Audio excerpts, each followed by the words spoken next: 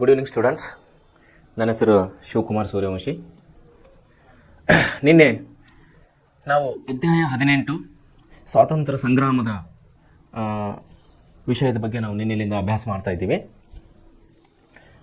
ವಿದ್ಯಾರ್ಥಿಗಳೇ, ನಿನ್ನೆ ನಾವು ಸ್ವಾತಂತ್ರ್ಯ ಅಂದರೆ ಏನು, ಸ್ವಾತಂತ್ರ್ಯದ ಅರ್ಥ, ಸ್ವಾತಂತ್ರ್ಯದ ವ್ಯಾಖ್ಯೆ, ಸ್ವಾತಂತ್ರ್ಯ ಮನುಷ್ಯನಿಗೆ ಯಾಕೆ ಬೇಕು, ಸ್ವಾತಂತ್ರ್ಯ ಸಂಗ್ರಾಮ ಯಾಕೆ ಸ್ಟಾರ್ಟ್ ಆಗುತ್ತದೆ, ಯಾಕೆ ಪ್ರಾರಂಭ ಆಗುತ್ತದೆ, ಸ್ವಾತಂತ್ರ್ಯ ಮನುಷ್ಯನಿಗೆ ಬೇಕು ಅನ್ನುವ ವಿಚಾರವನ್ನು ಯಾಕೆ ಬರುತ್ತದೆ ಅನ್ನೋದ ವಿಷಯ ಬಗ್ಗೆ ನಾವು ನಿನ್ನೆ ಎಲ್ಲ ಕೂಲಂಕುಷವಾಗಿ ಸ್ಟಡಿ ಮಾಡಿದ್ದೇವೆ, ಅಭ್ಯಾಸ ಮಾಡಿದ್ದೇವೆ.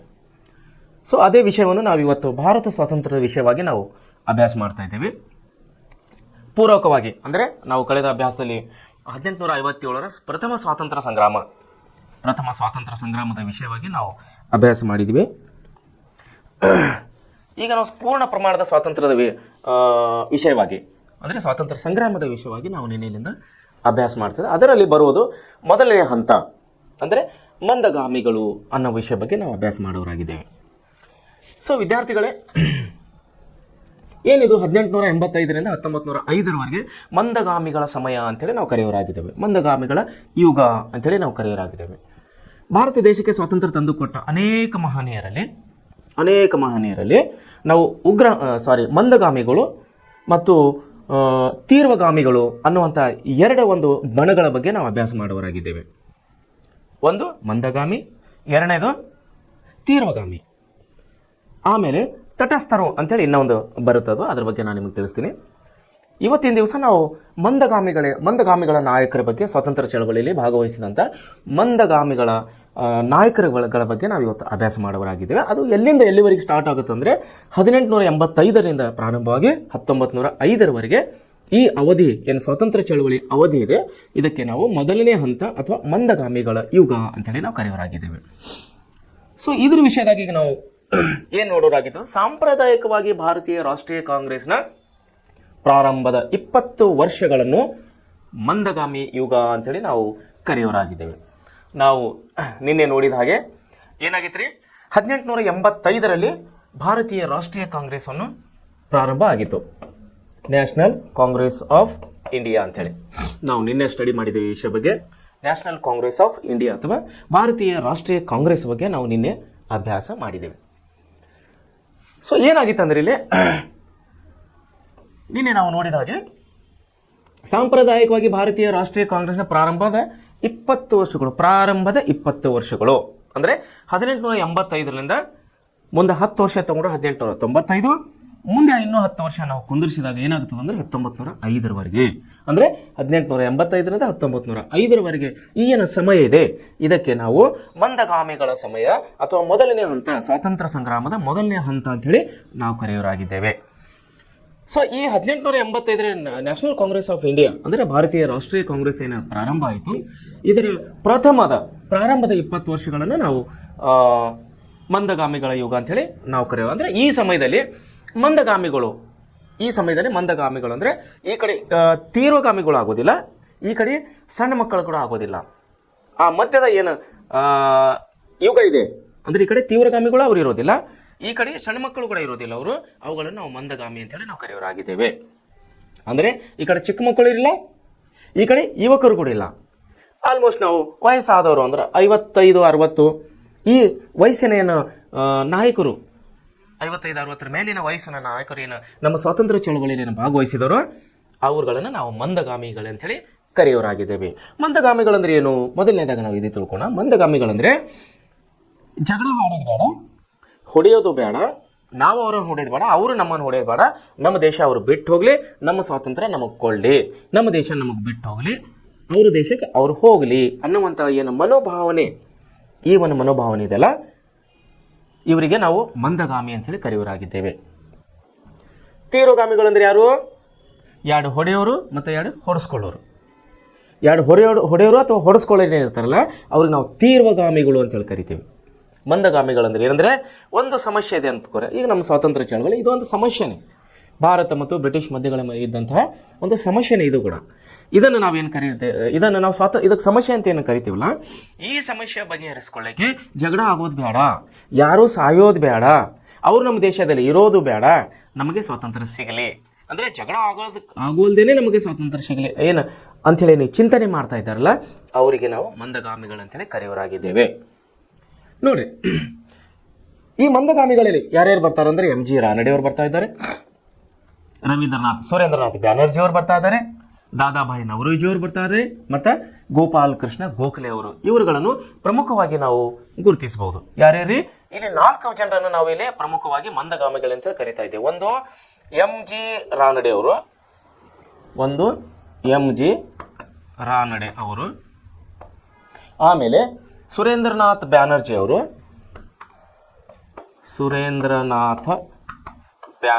ಅವರು,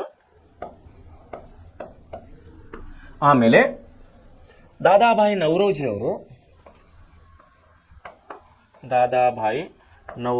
ಅವರು, ಆಮೇಲೆ ಗೋಪಾಲ್ ಕೃಷ್ಣ ಗೋಖಲೆ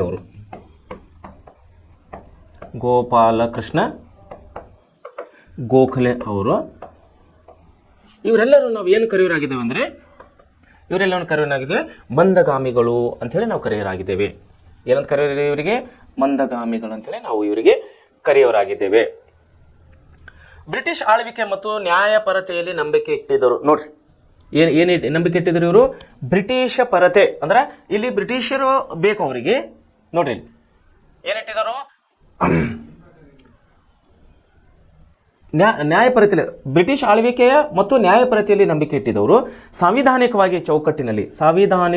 ಚೌಕಟ್ಟಿನೊಳಗೆ ಪ್ರಾರ್ಥನೆ ಮತ್ತು ಮನವಿಗಳ ಮೂಲಕ, ನೋಡ್ರಿ, ಪ್ರಾರ್ಥನೆ ಮತ್ತು ಮನವಿಗಳ ಮೂಲಕವಾಗಿ ನಮಗೆ ಸ್ವಾತಂತ್ರ್ಯ ಸಿಗಲಿ. ಅವ್ರ ಜೋಡಿಗೆ ಜಗಳ ಆಡೋದು ಬೇಡ, ಅವರು ನಮ್ಮನ್ನು ಹೊಡೆಯೋದು ಬೇಡ, ನಾವು ಅವ್ರನ್ನ ಹೊಡೆಯೋದು ಬೇಡ, ಅವರು ಜನರು ಸಾಯೋದು ಬೇಡ, ನಾವು ಸಾಯೋದು ಬೇಡ, ನಮ್ಮ ಪ್ರಜೆಗಳು ಸಾಯೋದು ಬೇಡ, ನಮಗೆ ಸ್ವಾತಂತ್ರ್ಯ ಸಿಗಲಿ. ಅಂದರೆ ಇಲ್ಲಿಗೆ ಹಾವಿಗೆ ಹೊಡೆಯೋದು ಬೇಡ, ಆದ್ರೆ ಹಾವು ಸಾಯಬೇಕು, ನಾವು ಬದುಕಬೇಕು ಅನ್ನುವಂಥ ಒಂದು ಮನೋಭಾವನೆ, ಒಂದು ಚಿಂತನೆ ಏನಿದೆಯಲ್ಲ ಅದಕ್ಕೆ ನಾವು ಮಂದಗಾಮಿಗಳಂತೇಳಿ ಕರೆಯೋರಾಗಿದ್ದೇವೆ. ನೋಡ್ರಿ ಅವರು ಹೆಂಗಿದೆ, ಯಾವ ರೀತಿ ಅವ್ರು ನಂಬಿಕೆ ಇಟ್ಟಿದ್ದಾರೆ? ಅವರು ಬ್ರಿಟಿಷ್ ಆಳ್ವಿಕೆ ಮತ್ತು ನ್ಯಾಯಪರತೆಯಲ್ಲಿ ನಂಬಿಕೆ ಇಟ್ಟಿದ್ದಾರೆ. ಅವರು ಸಾಂವಿಧಾನಿಕ ಚೌಕಟ್ಟಿನೊಳಗೆ ಪ್ರಾರ್ಥನೆ ಮತ್ತು ಮನವಿಗಳ ಮೂಲಕವಾಗಿ, ನೋಡ್ರಿ, ಪ್ರಾರ್ಥನೆ ಮತ್ತು ಮನವಿಗಳ ಮೂಲಕವಾಗಿ ನಮಗೆ ಸ್ವಾತಂತ್ರ್ಯ ಸಿಗಬೇಕು. ಪ್ರಾರ್ಥನೆ ಮತ್ತು ಮನವಿಗಳ ಮೂಲಕವಾಗಿ ನಮಗೆ ಪ್ರಾರ್ಥನೆಗೆ ಸಿಗಬೇಕು ಅನ್ನೋದು ಇವರ ಏನಾಗಿತ್ತು? ಒಂದು ಪ್ರಯತ್ನ ಆಗಿತ್ತು. ನೋಡಿ, ಪ್ರಾರ್ಥನೆ ಮತ್ತು ಮನವಿಗಳ ಮೇಲೆ ತಮ್ಮ ಬೇಡಿಕೆಗಳನ್ನು ಸರ್ಕಾರದ ಮುಂದಿಡ್ತಾ ಇದ್ದರು ಇವರು. ಮಂದಗಾಮಿಗಳು ಜನರಿಗೆ ರಾಜಕೀಯ ಶಿಕ್ಷಣವನ್ನು ನೀಡುವ ಪ್ರಯತ್ನ ಮಾಡಿದರು. ಇದು ಒಂದು ಕೆಲಸ ಒಳ್ಳೇದು ಮಾಡಿದ್ರು ಅವರು. ಯಾರು? ಮಂದಗಾಮಿಗಳು. ರಾಜಕೀಯ ಶಿಕ್ಷಣವನ್ನು ಇವರು ಜನಸಾಮಾನ್ಯರಿಗೆ, ಅಂದರೆ ರಾಜಕೀಯ ಅಂದ್ರೆ ಏನು, ಆಡಳಿತ ಅಂದ್ರೆ ಏನು, ದಬ್ಬಾಳಿಕೆ ಅಂದ್ರೆ ಏನು, ಅವ್ರು ನಮ್ಮಲ್ಲಿ ಯಾವ ರೀತಿ ದಬ್ಬಾಳಿಕೆ ಹೋಗ್ತಾ ಇದ್ದಾರೆ, ಮತ್ತು ನಮ್ಮ ದೇಶದ ಜನರು ಸಾರ್ವಜನಿಕರು ಯಾವ ರೀತಿ ನಾವು ಶೋಷಣೆಗೆ ಒಳಗಾಗ್ತಾ ಇದ್ದೇವೆ ಅನ್ನೋದರ ಪರಿಕಲ್ಪನೆಯನ್ನು ಅಥವಾ ಅದರ ಜ್ಞಾನವನ್ನು ಇವರು ಈ 4 ಜನರು, ಎಂ ಜಿ ರಾನಡೆ ಅವರು, ಸುರೇಂದ್ರನಾಥ್ ಬ್ಯಾನರ್ಜಿ ಅವರು, ದಾದಾಭಾಯಿ ನವರೋಜಿ ಅವರು ಮತ್ತು ಗೋಪಾಲ್ ಕೃಷ್ಣ ಗೋಖಲೆ ಅವರು, ಈ ಒಂದು ಕೆಲಸವನ್ನು ಅವ್ರು ಏನು ಮಾಡ್ತಾ ಇದ್ರು? ನಮ್ಮ ಜನಸಾಮಾನ್ಯರಿಗೆ, ನಮ್ಮ ದೇಶದ ಜನಸಾಮಾನ್ಯರಿಗೆ ಏನು ಮಾಡ್ತಾ ಇದ್ರು? ರಾಜಕೀಯ ಶಿಕ್ಷಣವನ್ನು ಕೊಡುವಂತಹ ಪ್ರಯತ್ನ ಮಾಡ್ತಾ ಇದ್ರು ಇವರು. ಸಮಸ್ಯೆಗಳ ಬಗ್ಗೆ ಸಭೆಗಳನ್ನು ನಡೆಸಿ, ನೋಡ್ರಿ, ಸಮಸ್ಯೆ ಏನಿದೆ ಇಲ್ಲಿ, ಸಮಸ್ಯೆಗಳ ಬಗ್ಗೆ ಸಭೆ ನಡೆಸ್ತಾ ಇದ್ರು. ಒಳ್ಳೆ ಕೆಲಸ, ಇಲ್ಲಂತಿಲ್ಲ. ಅಂದರೆ ಯಾವುದೇ ಒಂದು ಸಮಸ್ಯೆ ಇದ್ದರೆ ಸಭೆ ನಡೆಸಬೇಕು. ಸಭೆ ಅಂದ್ರೆ ಏನ್ರಿ? 4 ಜನರು ಕೂತ್ಕೊಂಡು ಆ ವಿಷಯಗಳ ಬಗ್ಗೆ, ಆ ವಿಷಯದ ಸಾಧಕ ಬಾಧಕಗಳ ಬಗ್ಗೆ ಇವರು ಚರ್ಚೆ ಮಾಡಬೇಕು. ದಟ್ ಕಾಲ್ಡ್ ಪ್ರಾಬ್ಲಮ್ ಡಿಸ್ಕಷನ್ ಅಂತೇಳಿ ನಾವು ಕರಿತೀವಿ. ಪ್ರಾಬ್ಲಮ್ ಡಿಸ್ಕಷನ್ ಅಂದರೆ ಸಮಸ್ಯೆದ ಬಗ್ಗೆ ಇವ್ರು ಏನು ಮಾಡ್ತಾ ಇದ್ರು? ವಿಷಯವನ್ನು ಚಿಂತನೆ ಮಾಡ್ತಾ ಇದ್ರು. ಚಿಂತನೆ ಮಾಡಿ ಸಮಸ್ಯೆ ಹೇಗೆ ಬಗೆಹರಿಸಬೇಕು, ಆ ಸಮಸ್ಯೆಯನ್ನು ಹೇಗೆ ಬಗೆಹರಿಸಬೇಕು ಅನ್ನೋದ್ರ ಬಗ್ಗೆ ಒಂದು ನಿರ್ಣಯಕ್ಕೆ ಬರ್ತಾ ಇದ್ದಾರೆ. ಒಂದು ನಿರ್ಣಯಕ್ಕೆ ಬರಬೇಕಾದ್ರೆ 4 ಜನರು ಕೂತ್ಕೊಂಡು ಅಲ್ಲಿ ಚರ್ಚೆಯನ್ನು ಮಾಡಬೇಕು, ಸಭೆಯನ್ನು ಮಾಡಬೇಕು. ಆ ಕೆಲಸನೇ ಇವ್ರು ಮಾಡ್ತಾ ಇದ್ರು, ಈ 4 ಜನ ಮಂದಗಾಮಿಗಳು. ನೋಡ್ರಿ ಏನು ಮಾಡ್ತಾರೆ ಇವರು? ಸಮಸ್ಯೆಗಳ ಬಗ್ಗೆ ಸಭೆಗಳನ್ನು ನಡೆಸಿ ಚರ್ಚಿಸಿ ಸರ್ಕಾರಕ್ಕೆ ಮನವಿಗಳನ್ನು ಸಲ್ಲಿಸ್ತಾ ಇದ್ದರು.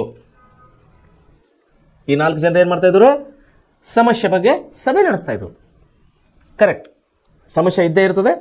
ಸಭೆ ನಡೆಸಿ ಒಂದು ತೀರ್ಮಾನಕ್ಕೆ ಬರೋದಾದರೆ ಆ ಸಮಸ್ಯೆಯು ಯಾವುದೇ ಒಂದು ನಷ್ಟವಿಲ್ಲದೆ ಸಮಸ್ಯೆಯನ್ನು ಬಗೆಹರಿಸಬಹುದು. ಇಲ್ಲಪ್ಪ, ಸಭೆ ಇಲ್ಲದೇನೆ ಒಂದು ವೇಳೆ ಸಮಸ್ಯೆ ಬಗೆಹರಿಸಬೇಕಾದ್ರೆ ಏನಾಗ್ತದೆ? ಯಾವುದೋ ಒಂದು ಗೊಂದಲವನ್ನು ನಾವು ಅಲ್ಲಿ ನೋಡೋರಾಗ್ತೀವಿ. ಸಭೆ ಇಲ್ಲದೆ, ಚಿಂತನೆ ಇಲ್ಲದೆ, ಒಂದು ಪರಿಹಾರ, ಒಂದು ನಿರ್ಣಯ ಇಲ್ಲದೇ ನಾವು ಯಾವುದೋ ಒಂದು ಸಮಸ್ಯೆ ಬಗೆಹರಿಸ್ತೇವೆ ಅಂದ್ರೆ ಅದು ಇನ್ನೊಂದು ಸಮಸ್ಯೆಗೆ ಎಡೆ ಮಾಡಿಕೊಡ್ತದೆ ವಿದ್ಯಾರ್ಥಿಗಳೇ. ಆ ಒಂದು ಸಮಸ್ಯೆ ಇನ್ನೊಂದು ಸಮಸ್ಯೆಗೆ ಎಡೆ ಮಾಡಿಕೊಡ್ತದೆ ವಿನಃ ಸಮಸ್ಯೆ ಮಾತ್ರ ಬಗೆಹರೋದಿಲ್ಲ. ಸೊ ಅದಕ್ಕಾಗಿ ಈ ನಮ್ಮ ಮಂದಗಾಮಿಗಳು ಎಂ ಜಿ ರಾನಡೆಯವರು, ಬ್ಯಾನರ್ಜಿಯವರು, ನವರೋಜಿಯವರು ಮತ್ತು ಗೋಖಲೆಯವರು ಏನು ಮಾಡ್ತಾ ಇದ್ರು? ಸಮಸ್ಯೆಗಳ ಬಗ್ಗೆ ಸಭೆ ನಡೆಸ್ತಾ ಇದ್ದರು. ಸಭೆಯಲ್ಲಿ ಬಂದಂತಹ ನಿರ್ಣಯವನ್ನು, ಸಭೆಯಲ್ಲಿ ಒಮ್ಮತ ಮೂಡಿದಂತಹ ಆ ನಿರ್ಣಯವನ್ನು ಏನು ಮಾಡ್ತಾ ಇದ್ರು ಇವರು? ಸರ್ಕಾರಕ್ಕೆ ಮನವಿ ಪತ್ರದ ಮೂಲಕವಾಗಿ ಇವರು ಮನವಿಗಳನ್ನು ಸಲ್ಲಿಸ್ತಾ ಇದ್ದರು. ದೇಶದ ಕೈಗಾರಿಕೆಗಳ ಅಭಿವೃದ್ಧಿ ನೋಡ್ರಿ, ಇಲ್ಲಿ ದೇಶನ ಅಭಿವೃದ್ಧಿ ಆಗಬೇಕು. ದೇಶ ಅಭಿವೃದ್ಧಿ ಆಗಬೇಕಂದ್ರೆ ಕೈಗಾರಿಕೆ ಬೆಳೆಬೇಕು. ಯಾಕಂದ್ರೆ ಜನಸಾಮಾನ್ಯರಿಗೆ ಕೆಲಸ ಬೇಕು. ಕೈಗಾರಿಕೆ ಇಲ್ಲಂದ್ರೆ ಜನಸಾಮಾನ್ಯರಿಗೆ ಕೆಲಸ ಸಿಗೋದಿಲ್ಲ. ಕೆಲಸ ಸಿಗೋದಂದ್ರೆ ಇಲ್ಲಿ ಬಡವರು ಜೀವನ ನಡೆದು ಹೇಗೆ, ಅವರು ಹೊಟ್ಟೆಪಾಡು ನಡೆಯೋದು ಹೇಗೆ, ಕುಟುಂಬ ನಿರ್ವಹಣೆ ಮಾಡೋದು ಹೇಗೆ? ಸೊ ಹೀಗಾಗಿ ಅವ್ರೇನಂತ ಇದ್ರು, ಕೈಗಾರಿಕೆಗಳು ಬೇಕು ನಮಗೆ. ನೋಡ್ರಿ ಏನ್ ಮಾಡ್ತಾ ಇದ್ರು ಇವರು? ದೇಶದ ಕೈಗಾರಿಕೆಗಳ ಅಭಿವೃದ್ಧಿ, ಸೈನಿಕ ವೆಚ್ಚ ಕಡಿಮೆ ಮಾಡುವುದು, ಉತ್ತಮ ಶಿಕ್ಷಣ ಕೊಡುವುದು, ಒಳ್ಳೆ ರೀತಿಯಲ್ಲಿ ಶಿಕ್ಷಣ ಕೊಡುವುದು, ಬಡತನದ ಬಗ್ಗೆ ಅಧ್ಯಯನ ನಡೆಸಲು ಬ್ರಿಟಿಷ್ ಸರ್ಕಾರವನ್ನು ಒತ್ತಾಯಿಸುವುದು, ಇವೇ ಮೊದಲಾದ ಬೇಡಿಕೆಗಳು ಸರ್ಕಾರ ಮುಂದಿಟ್ಟಿದರು. ನೋಡಿ ಇವರೇನು ಮಾಡಿದ್ರು? ಸ್ವಾತಂತ್ರ್ಯ ಸಂಗ್ರಾಮದ ಇದು ಮುನ್ನುಡಿ. ಮೊದಲನೇದಾಗಿದ್ದು ಏನಾಯ್ತು ರೀ? ಪ್ರಥಮ ಸ್ವಾತಂತ್ರ್ಯ ಸಂಗ್ರಾಮ ಏನಾಯ್ತು? ಅನೇಕ ಕಾರಣಗಳಿಂದ ವಿಫಲವಾಯಿತು, ಅಲ್ಲಿ ಯಶಸ್ಸನ್ನು ಸಿಗಲಿಲ್ಲ. ಈಗ ಸ್ವಾತಂತ್ರ್ಯ ಸಂಗ್ರಾಮನು ಪ್ರಾರಂಭ ಆದಮೇಲೆ ಏನಾಗ್ತಾ ಇದೆ?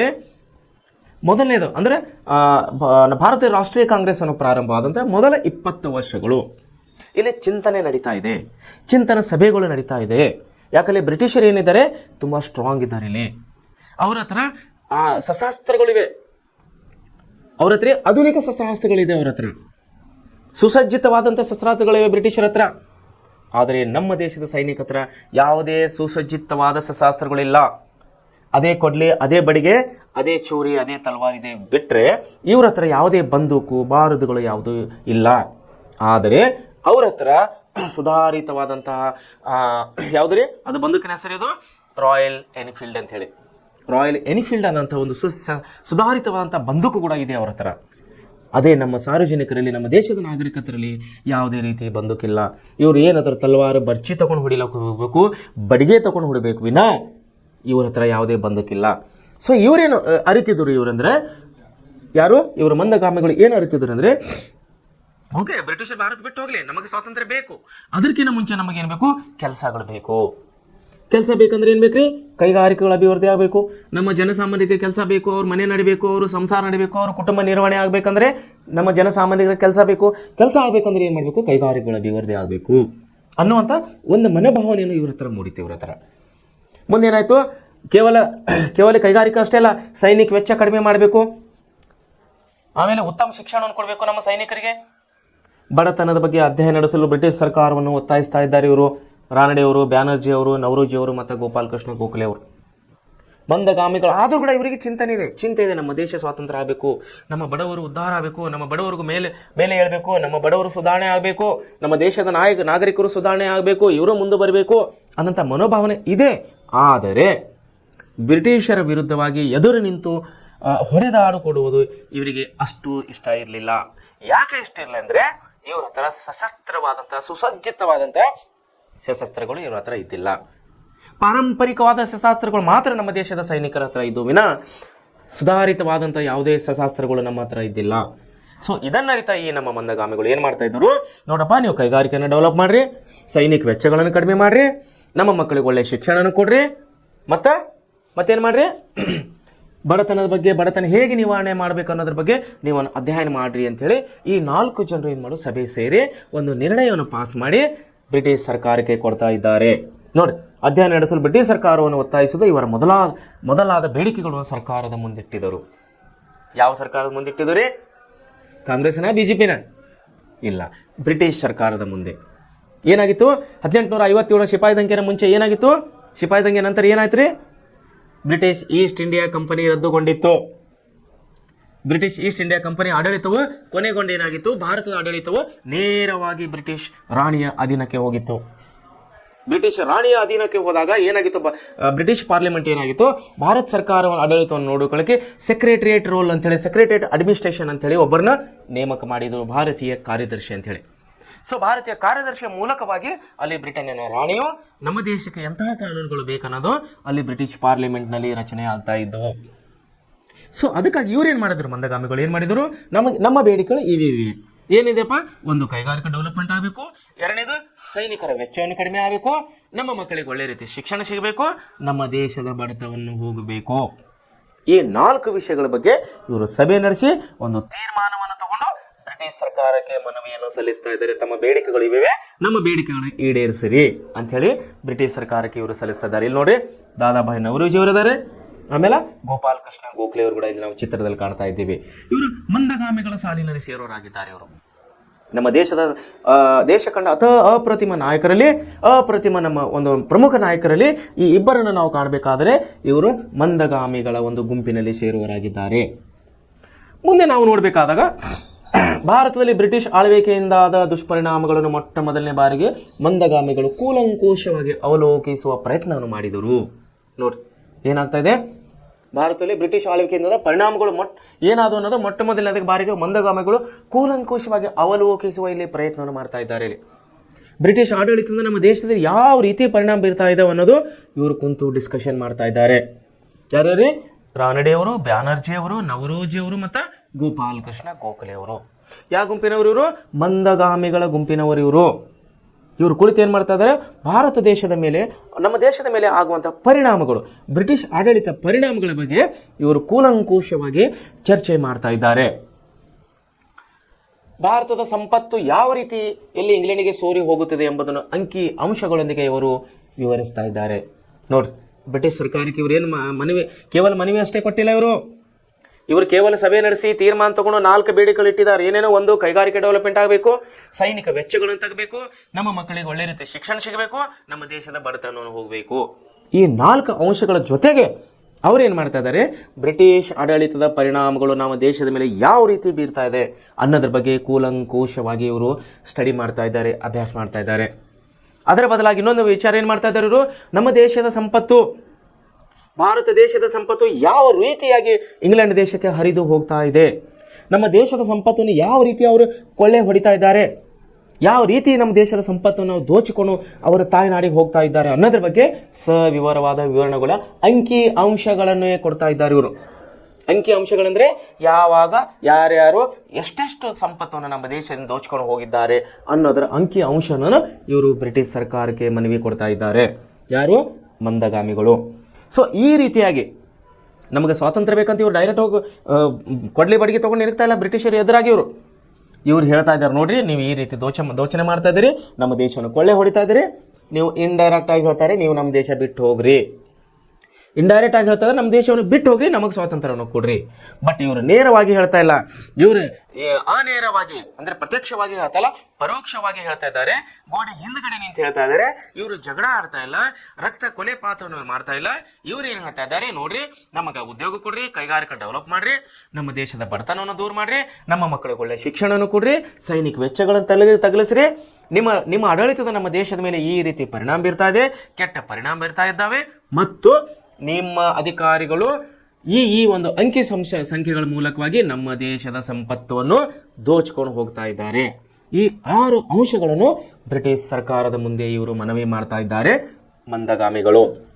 ನೋಡಿ ಏನಾಗ್ತದೆ, ದಾದಾಭಾಯಿ ನವರೋಜಿ ಅವರು ಏನ್ ಮಾಡ್ತಾ ಇದ್ದಾರೆ, ಇಂಗ್ಲೆಂಡ್ಗೆ ಸೋರಿ ಹೋಗುವ ಸಂಪತ್ತಿನ ಬಗ್ಗೆ ವಿಶ್ಲೇಷಣೆ ಮಾಡ್ತಾ ಇದ್ದಾರೆ. ಇವರು ದಾದಾಭಾಯಿ ನವರೋಜಿ ಅವರು ಏನ್ ಮಾಡ್ತಾ ಇದ್ದಾರೆ, ನಮ್ಮ ದೇಶದ ಸಂಪತ್ತನ್ನು ಯಾವ ರೀತಿ ದೋಚ್ಕೊಂಡು ಹೋಗ್ತಾ ಇದ್ದಾರೆ ಬ್ರಿಟಿಷ್ ದೇಶಕ್ಕೆ ಅನ್ನೋದು ಅಂಕಿ ಅಂಶಗಳ ಮೂಲಕವಾಗಿ ಇವರು ವಿವರಣೆಯನ್ನು ಮಾಡ್ತಾ ಇದ್ದಾರೆ. ಅಂದ್ರೆ ಮನವಿ ಪತ್ರದಲ್ಲಿ ವಿವರಣೆಯನ್ನು ಕೊಡ್ತಾ ಇದ್ದಾರೆ ಬ್ರಿಟಿಷ್ ಸರ್ಕಾರಕ್ಕೆ. ನೋಡಿ, ಅವರು ಅದನ್ನು ಸಂಪತ್ತಿನ ಸೋರುವಿಕೆ ಸಿದ್ಧಾಂತ, ಡ್ರೇನ್ ಥಿಯರಿ ಅಂತ ಹೇಳ್ತಾ ಇದ್ದಾರೆ. ಇವರು ಸಂಪತ್ತಿನ ಸೋರುವಿಕೆ ವಿಷಯವಾಗಿ